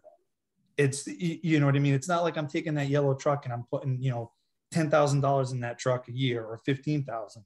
I'm not. I put barely any money into that vehicle at all. And it starts up, it runs. So why would I get rid of something that's really not costing anything? So then why aren't we just running it as a truck? We are running it, but it's a mid-sized truck. It's not a full-size truck. And once again, we bought it for $4,700. Right. I mean, to put that on the road full time and beat it to death, it probably wouldn't last. A town got rid of it for a reason. It was a spare. So maybe I'm misunderstanding how you're using it. It shows as a spare and a parking lot truck. So are you running it regularly for parking lots? Yeah, every time it goes out, that truck gets used for parking lots. Every single time. So that is used typically in each snowstorm, just for parking. Just for parking lots. Yep. Okay. All right. No, that's a different perspective. So in my mind as spare, I'm thinking it's just sitting all the time. No, that truck gets used every single time Matt goes in that truck. That's Matt's assigned truck, to be honest with you. Matter of fact, the service truck, and the reason why Matt uses that truck is because the 450 has a sander on it and that yellow truck has a sander on it. So they both get divided up. They have their routes of which parking lots they do, and they go and sand, they plow, they salt the parking lots, and they move on. Before we didn't have that, we just had the big trucks would go in after the parking lots are plowed. So now we're literally making this more efficient. We're getting things done where the bigger trucks don't have to go in there after they're done plowing their regular routes. So that's that truck. That truck doesn't just sit there. I mean, in the summertime, it might sit a little bit longer, but I mean, but right now that truck, it's in the garage. It's being used every single time. It'll be used Friday when it snows. It was used the other day. It's being used constantly. Okay, so that's a new perspective for me. Thank you.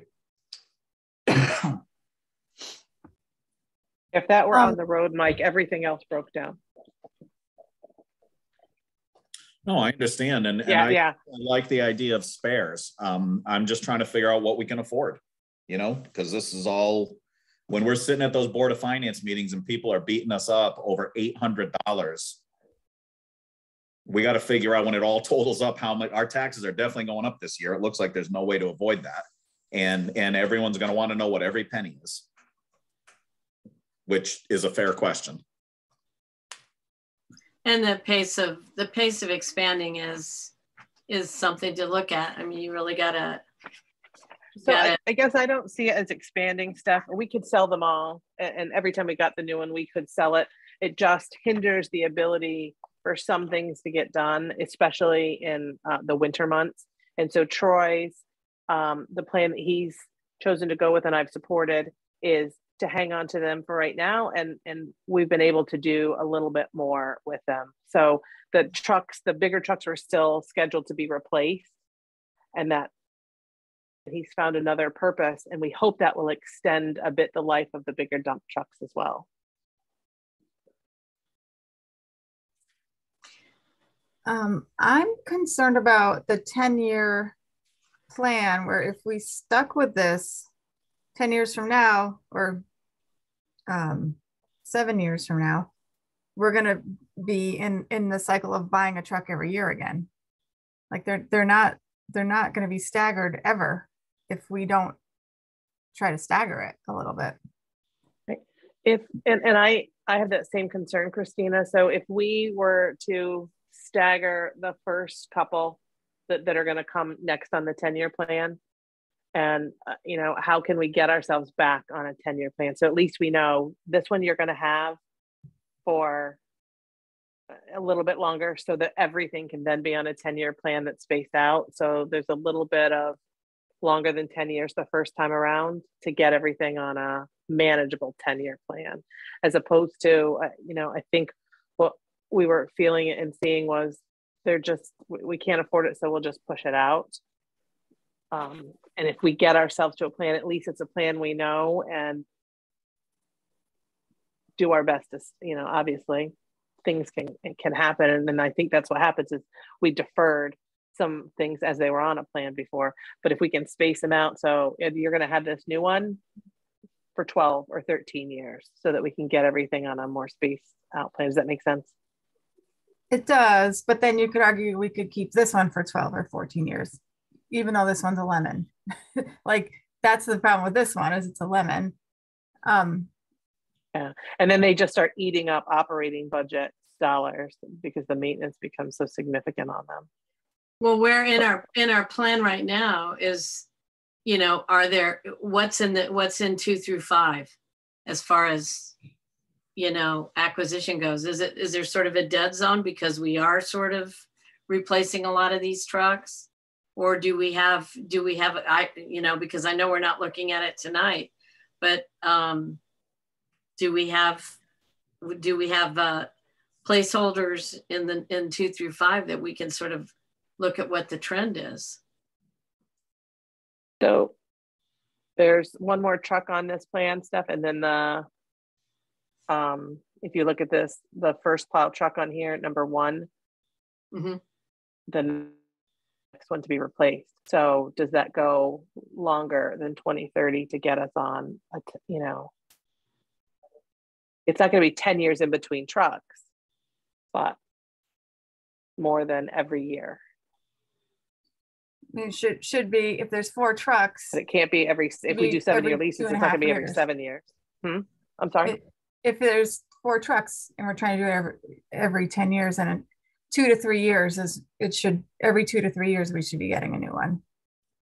And that is what we did. 2019-20, we got one, then this current year, but then getting another one next year, and then another one 2 years later is the. So there are a couple of things that threw off our plan. The first one you see was one purchased when we didn't have a vehicle, but needed a contracted snow route, or we lost a contracted snow route. Right. And so that's one. And then we put off a year of purchases in that first year of COVID in 2020. We held off on things. So while I say let's pick a plan and stick to it, you never know when a pandemic's going to come up and you have to freeze all of your big spending. Right. And our plan up until now was to have 3 trucks, and that was what that cycle was. So putting a 4th truck in changes the cycle completely, which is fine, but we just have to plan. Right. And they just get more expensive too each year. Right. And start to think about what we do if we get no contractors for snow moving forward. If our current contractor, who is the only one to bid in the last 2 years, doesn't bid and nobody else bids in our contract, what do we do going forward? And some of that is Troy's reasoning behind having that to put someone in, but it's not going to last for forever. Yeah. Especially if it's not used in that capacity all the time. And how much do you think you could get for a trade-in for the 2012? Because that one is worth more, right? To be honest with you, the guy from Freightliner told me he'd give me like $5,000 for it. Nobody wants those internationals. The motors are no good at them, and nobody wants them. And that's. I thought wasn't it an issue with like the exhaust or something, and not everybody needs to have that on there? Well, you just can't delete it out of there. I mean, that's, it's a government thing. But if somebody who wasn't government bought it, wouldn't it be of value to them if they took it off? No, they can't, because they have to register it. They won't let them do that. That truck's with that truck, would we be better off trying to sell it on Gov probably Deals? Be better off to sell it on Gov Deals. Yes. Yep. Yeah, things like that attract. There are certain people that just pay crazy numbers for junk for certain things, and that might be the kind of thing that would. I mean, it's 2012. To a lot of people, they think of that as new, even though it's not something you would want to keep on much longer in a primary role.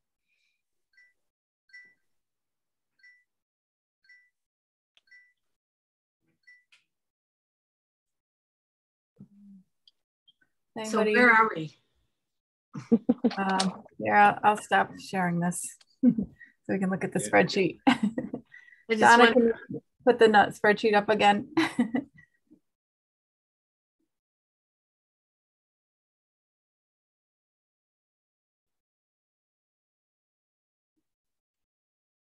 Did we? And if you go up, did we look at Phil has 3 items in year 1? He did have to get off the call. If we have anything urgent that I can't answer, I can reach out. He felt like the sidewalks absolutely needed to be repaired. And if we were considering pushing anything out, the band room AC would be something to consider.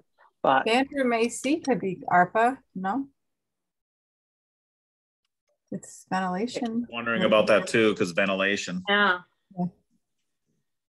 Even if it's not ventilation, Christine, I think we talked about in ARPA, if we took some of the dollars as revenue loss, it opens the doors to the use of those dollars, which is anything we would spend government spending on. So really anything on this plan falls into what we would spend dollars on. Yeah. So yeah, no, that's true. Yeah. But this one in particular, if we can make it make sense, that's even better. Sure. I don't know. And I know from Phil's conversations with us, safety is the biggest reason. That is one you could stand like waist high and probably step into the building from those windows. Oh, yeah, that's bad. So putting the AC in means they're not open and unsecure during the school day. So is this all, is this a majority of the lease payments and bond and things like that? I mean, I'm just kind of, as far as that 860,000 that we're still looking at, 850, what's feeding into that number? It doesn't look like much in the debt services we started with. What did we start with? So there's let's stop right here. There's $100,000 in additional consultant dollars for the school building committee. Right, I know, but I'm saying there's not much. If you go up, I mean, there's, yeah. What's in the white column below the gray line does not. So 100,000 is in, or 90,000 is in lease payments, plus the. So 90,000 is what we're putting into capital reserve. We have 298,000 in lease and bond payments. Because of that 177 or yes, whatever. because of the library. Yep. So we start out with $300,000. Yep. I have a question about the 100,000 for the school consultant. Are they on track for spending the money they already have? And is this a pretty firm number for what they're going to need for the upcoming year? So we did an RFP, the SBC RFP for owners project managers. And so, yes, they're on track to spend how much of that first 100,000. I can't tell you until they've voted on a project manager. And as Phil spoke earlier, the interviews for those are tomorrow. So it'll come before the SBC at their next meeting. And, you know, this is an estimated number that we would need and wanted to plan for it. I don't know exactly. I can't give you a concrete use for these dollars as of yet.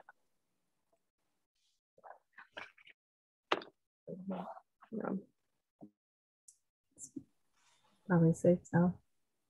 We should have had Phil talk about this before he left.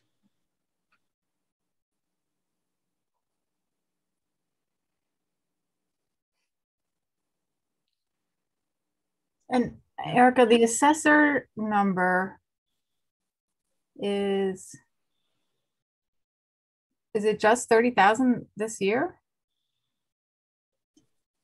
And should it be off? Should it be, Donna, should it be in the off budget? Yes, it should. Yeah. Okay. Okay. 30,000. So it's 30 this year and then 27 next year. I thought it was more than that, but it's only like 50, 60. Yeah, I guess so. At this rate, I wouldn't be surprised if it's twice that much by the time we get to it, like everything else. Yeah. Yep. I can't believe it's been 5 years since they did it. Neither can I, because when I began here, we were in a reval year, and how was it? Yeah,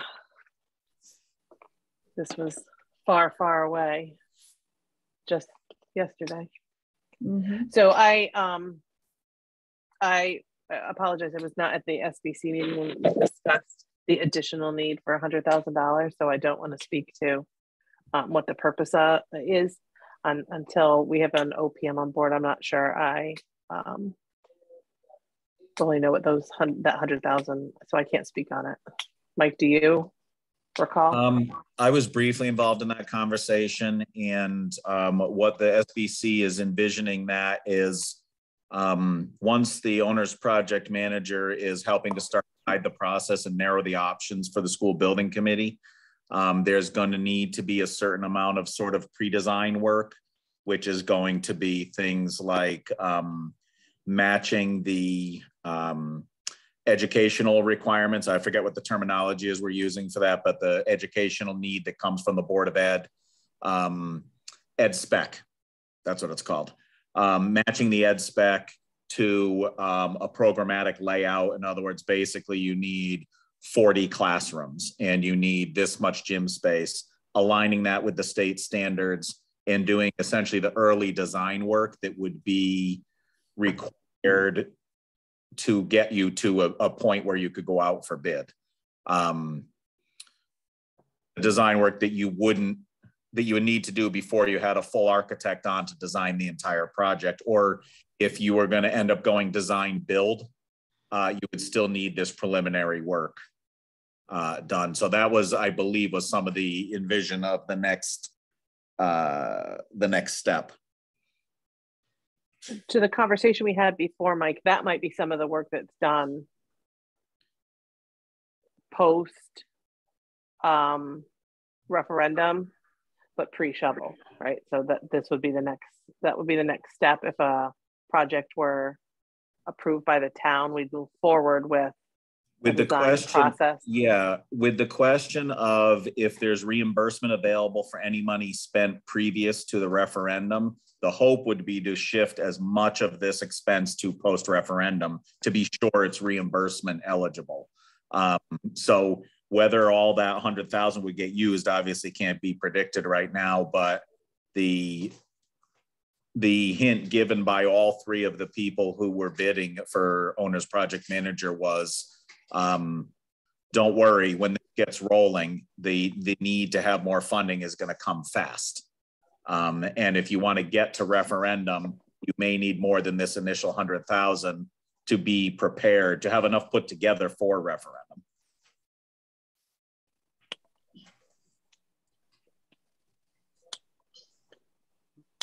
I noticed on line 149, replace the SCBA air packs for Wellington Hill for 137. There's no fund source tied to that.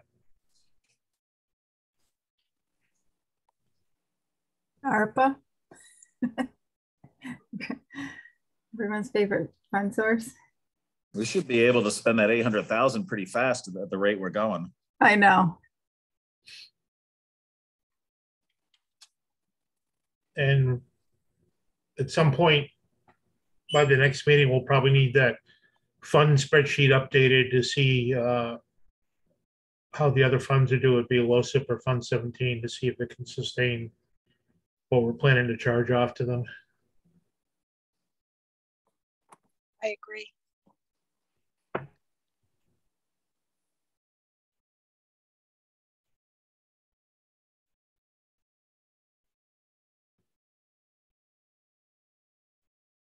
Well, if you're talking about showing an increase, gradual increase, given that we know there's some big ticket items coming not that far down the pike,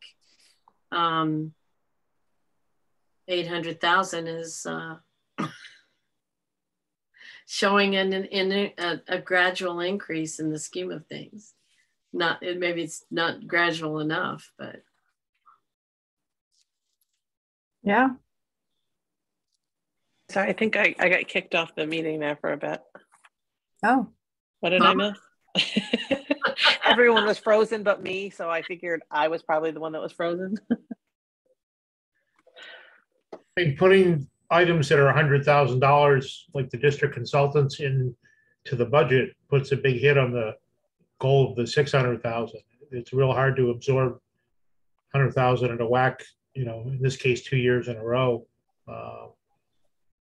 without making that number go up and still keeping some sustainability with the other departments.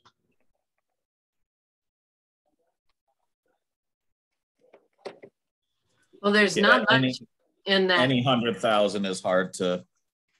Mm-hmm. Mm-hmm.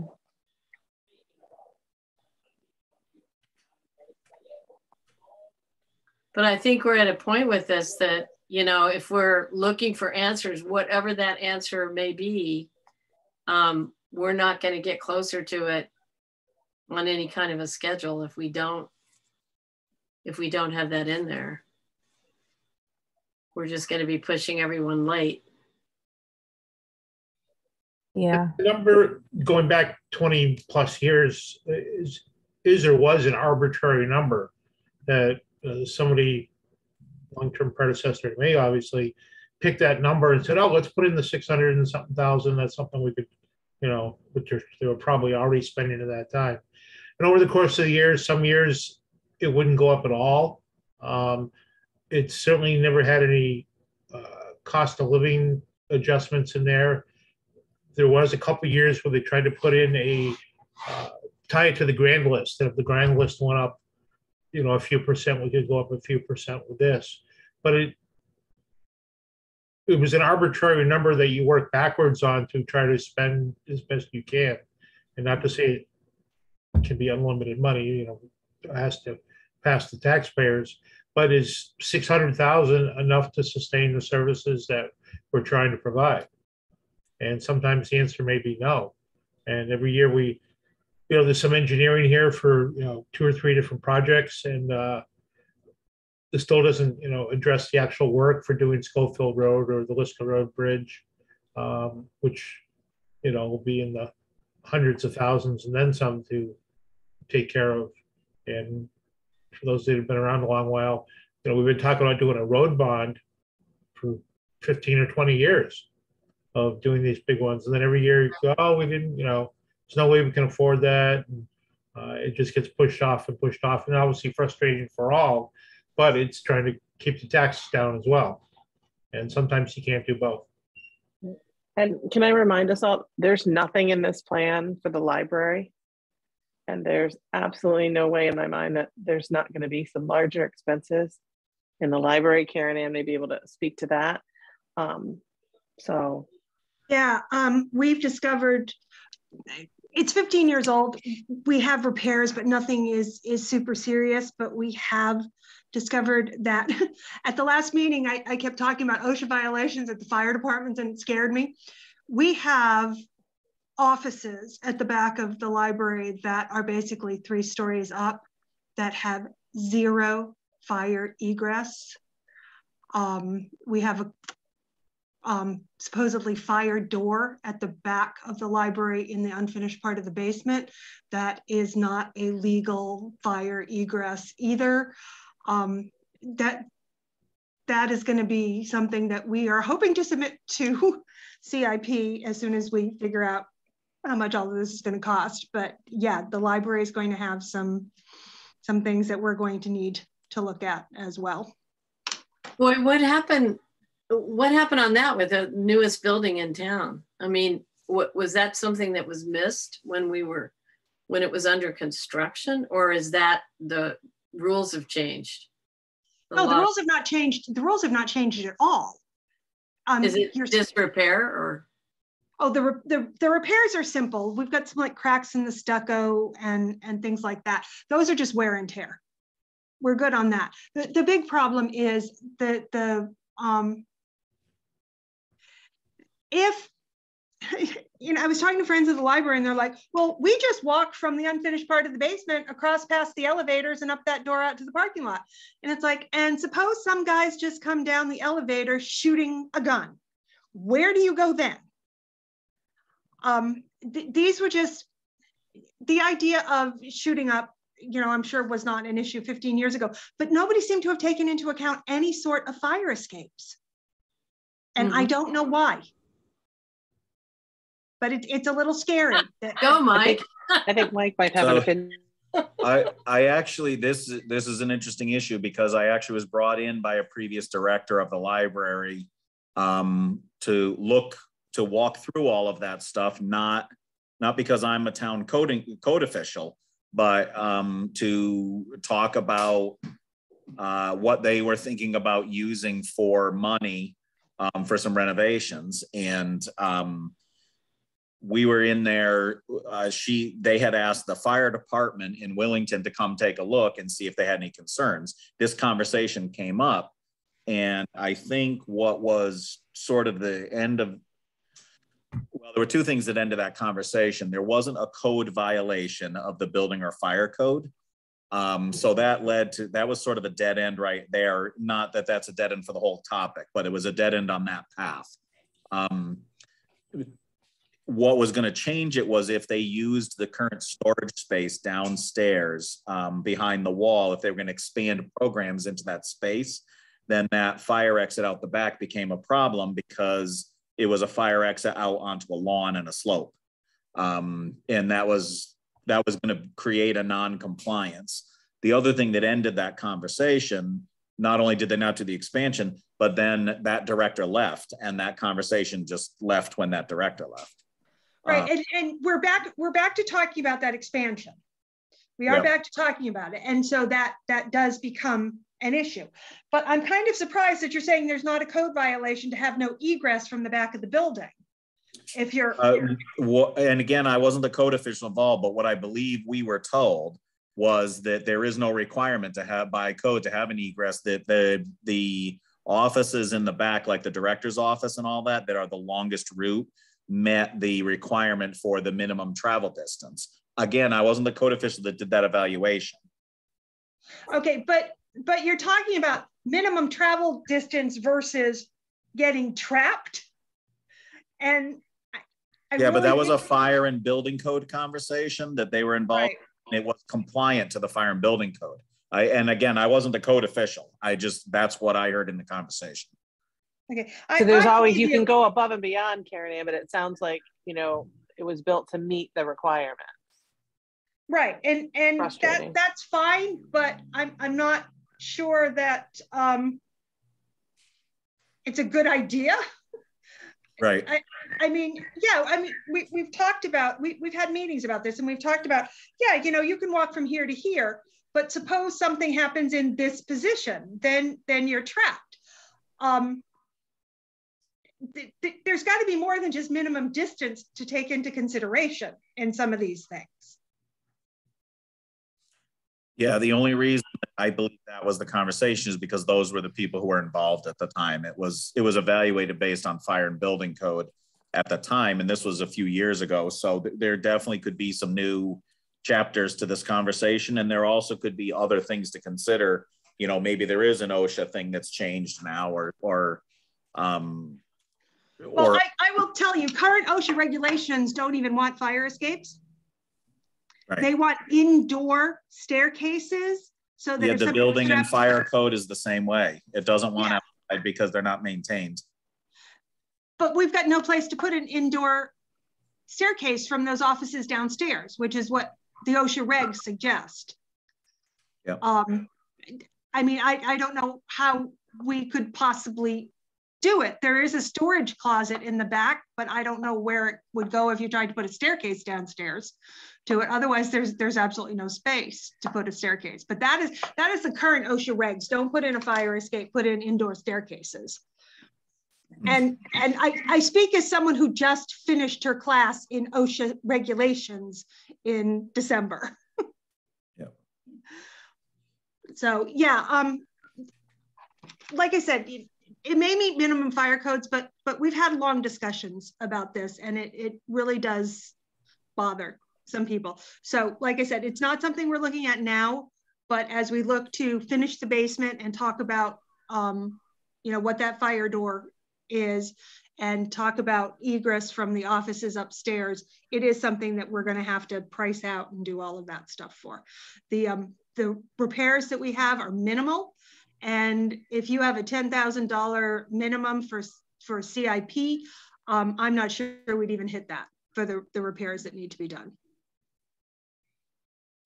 The biggest cost for repair we're looking at right now is gutter system, because of the fact that the gutters in the front don't actually do a very good job of trapping the roof water coming off the front porch roof. But that would be our biggest expense right now.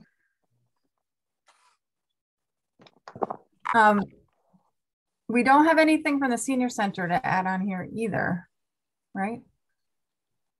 That's correct. They had the largest item they had this year was just under dollars, and I say just, and you'll see it'll be seen in their operating budget proposal. They have to replace a dishwasher, and it can't be just a household dishwasher. Mm-hmm. So it's fairly expensive, and so they didn't submit that, but no other needs there as of yet. So, and what about the? Oh, I see. Oh, the open space. They didn't make a request this year. They didn't, and they had talked about that because of the purchase that was just done for the Talmadge property. Okay. Christina. So I'm just wondering if we're going to get hit with other things. Right. And the walking track, I when I put the on this plan, that's something that had been put on last year, and it was in one of the out years. It didn't come back on this year. I'm not sure if the commission didn't realize it, and Alan just was, but it was in an out year, and so it didn't come back up in discussion from them. So I don't know that it won't come back again, but probably not this year. Okay. That might be a good ARPA item too. No. If it does. Christina. Yep. I don't want to be a party pooper, but we're 2.5 hours in, and tomorrow night is Board of Finance, and a lot of people in town, I think, are going to the wake for Dan. So I wouldn't mind if we wrap it up and let update the lease numbers and all that, so we can see what the number is for year one. Yep, I agree. How does everyone else feel about that plan? I feel good about that, and some hearty discussion on what we think our goal number is. I think when we started this, Christina, you said we're looking at 650. Yeah, I think that's where we left off last year, and we had a plan of like increasing. I think it was 10% every year. Okay. But the other thing is, when you get to the Board of Finance side of it, is what year are we in the barrel with Region 19, and this year is one of the good years. So maybe we can absorb more in CIP. But yeah. and ultimately it comes out of the selectmen's budget. So if you're comfortable with it, and then you know, the number I'm not always comfortable with, and not always comfortable with wanting even the thought of asking for a tax increase. But at some point, if we don't start to seriously invest in, you know, our infrastructure, being roads and facilities, and oftentimes that means vehicles, we're not doing a disservice, because then we find ourselves, you know, where we are in our schools, where it's going to cost millions of dollars to do the basic maintenance, or millions of dollars to build something new all at the same time. So something has to give at some point. I don't know. Right. And like Stu said, even with this, we're not really tackling any of those infrastructure projects still. So yeah, and I will tell you that I am looking to see if there will be some of that federal money that can help us with some of the Liska Road culvert potentially, and looking into that. So constantly looking to see if there's some grants that will cover any of this stuff, fire department things, etc. And I'm sure Alex Stewart and Chief Snyder are looking the same way. So okay, all right. So it might not be as bad as it seems. We might be okay. Appreciate your optimism. Need you to keep that up for a couple more months. Yeah, day one here. Yeah. Okay. All right. So would you accept a motion to adjourn? Yes. Is there a second from Mike? All in favor? Aye. Aye. Aye. All right. Thanks, everybody. I'll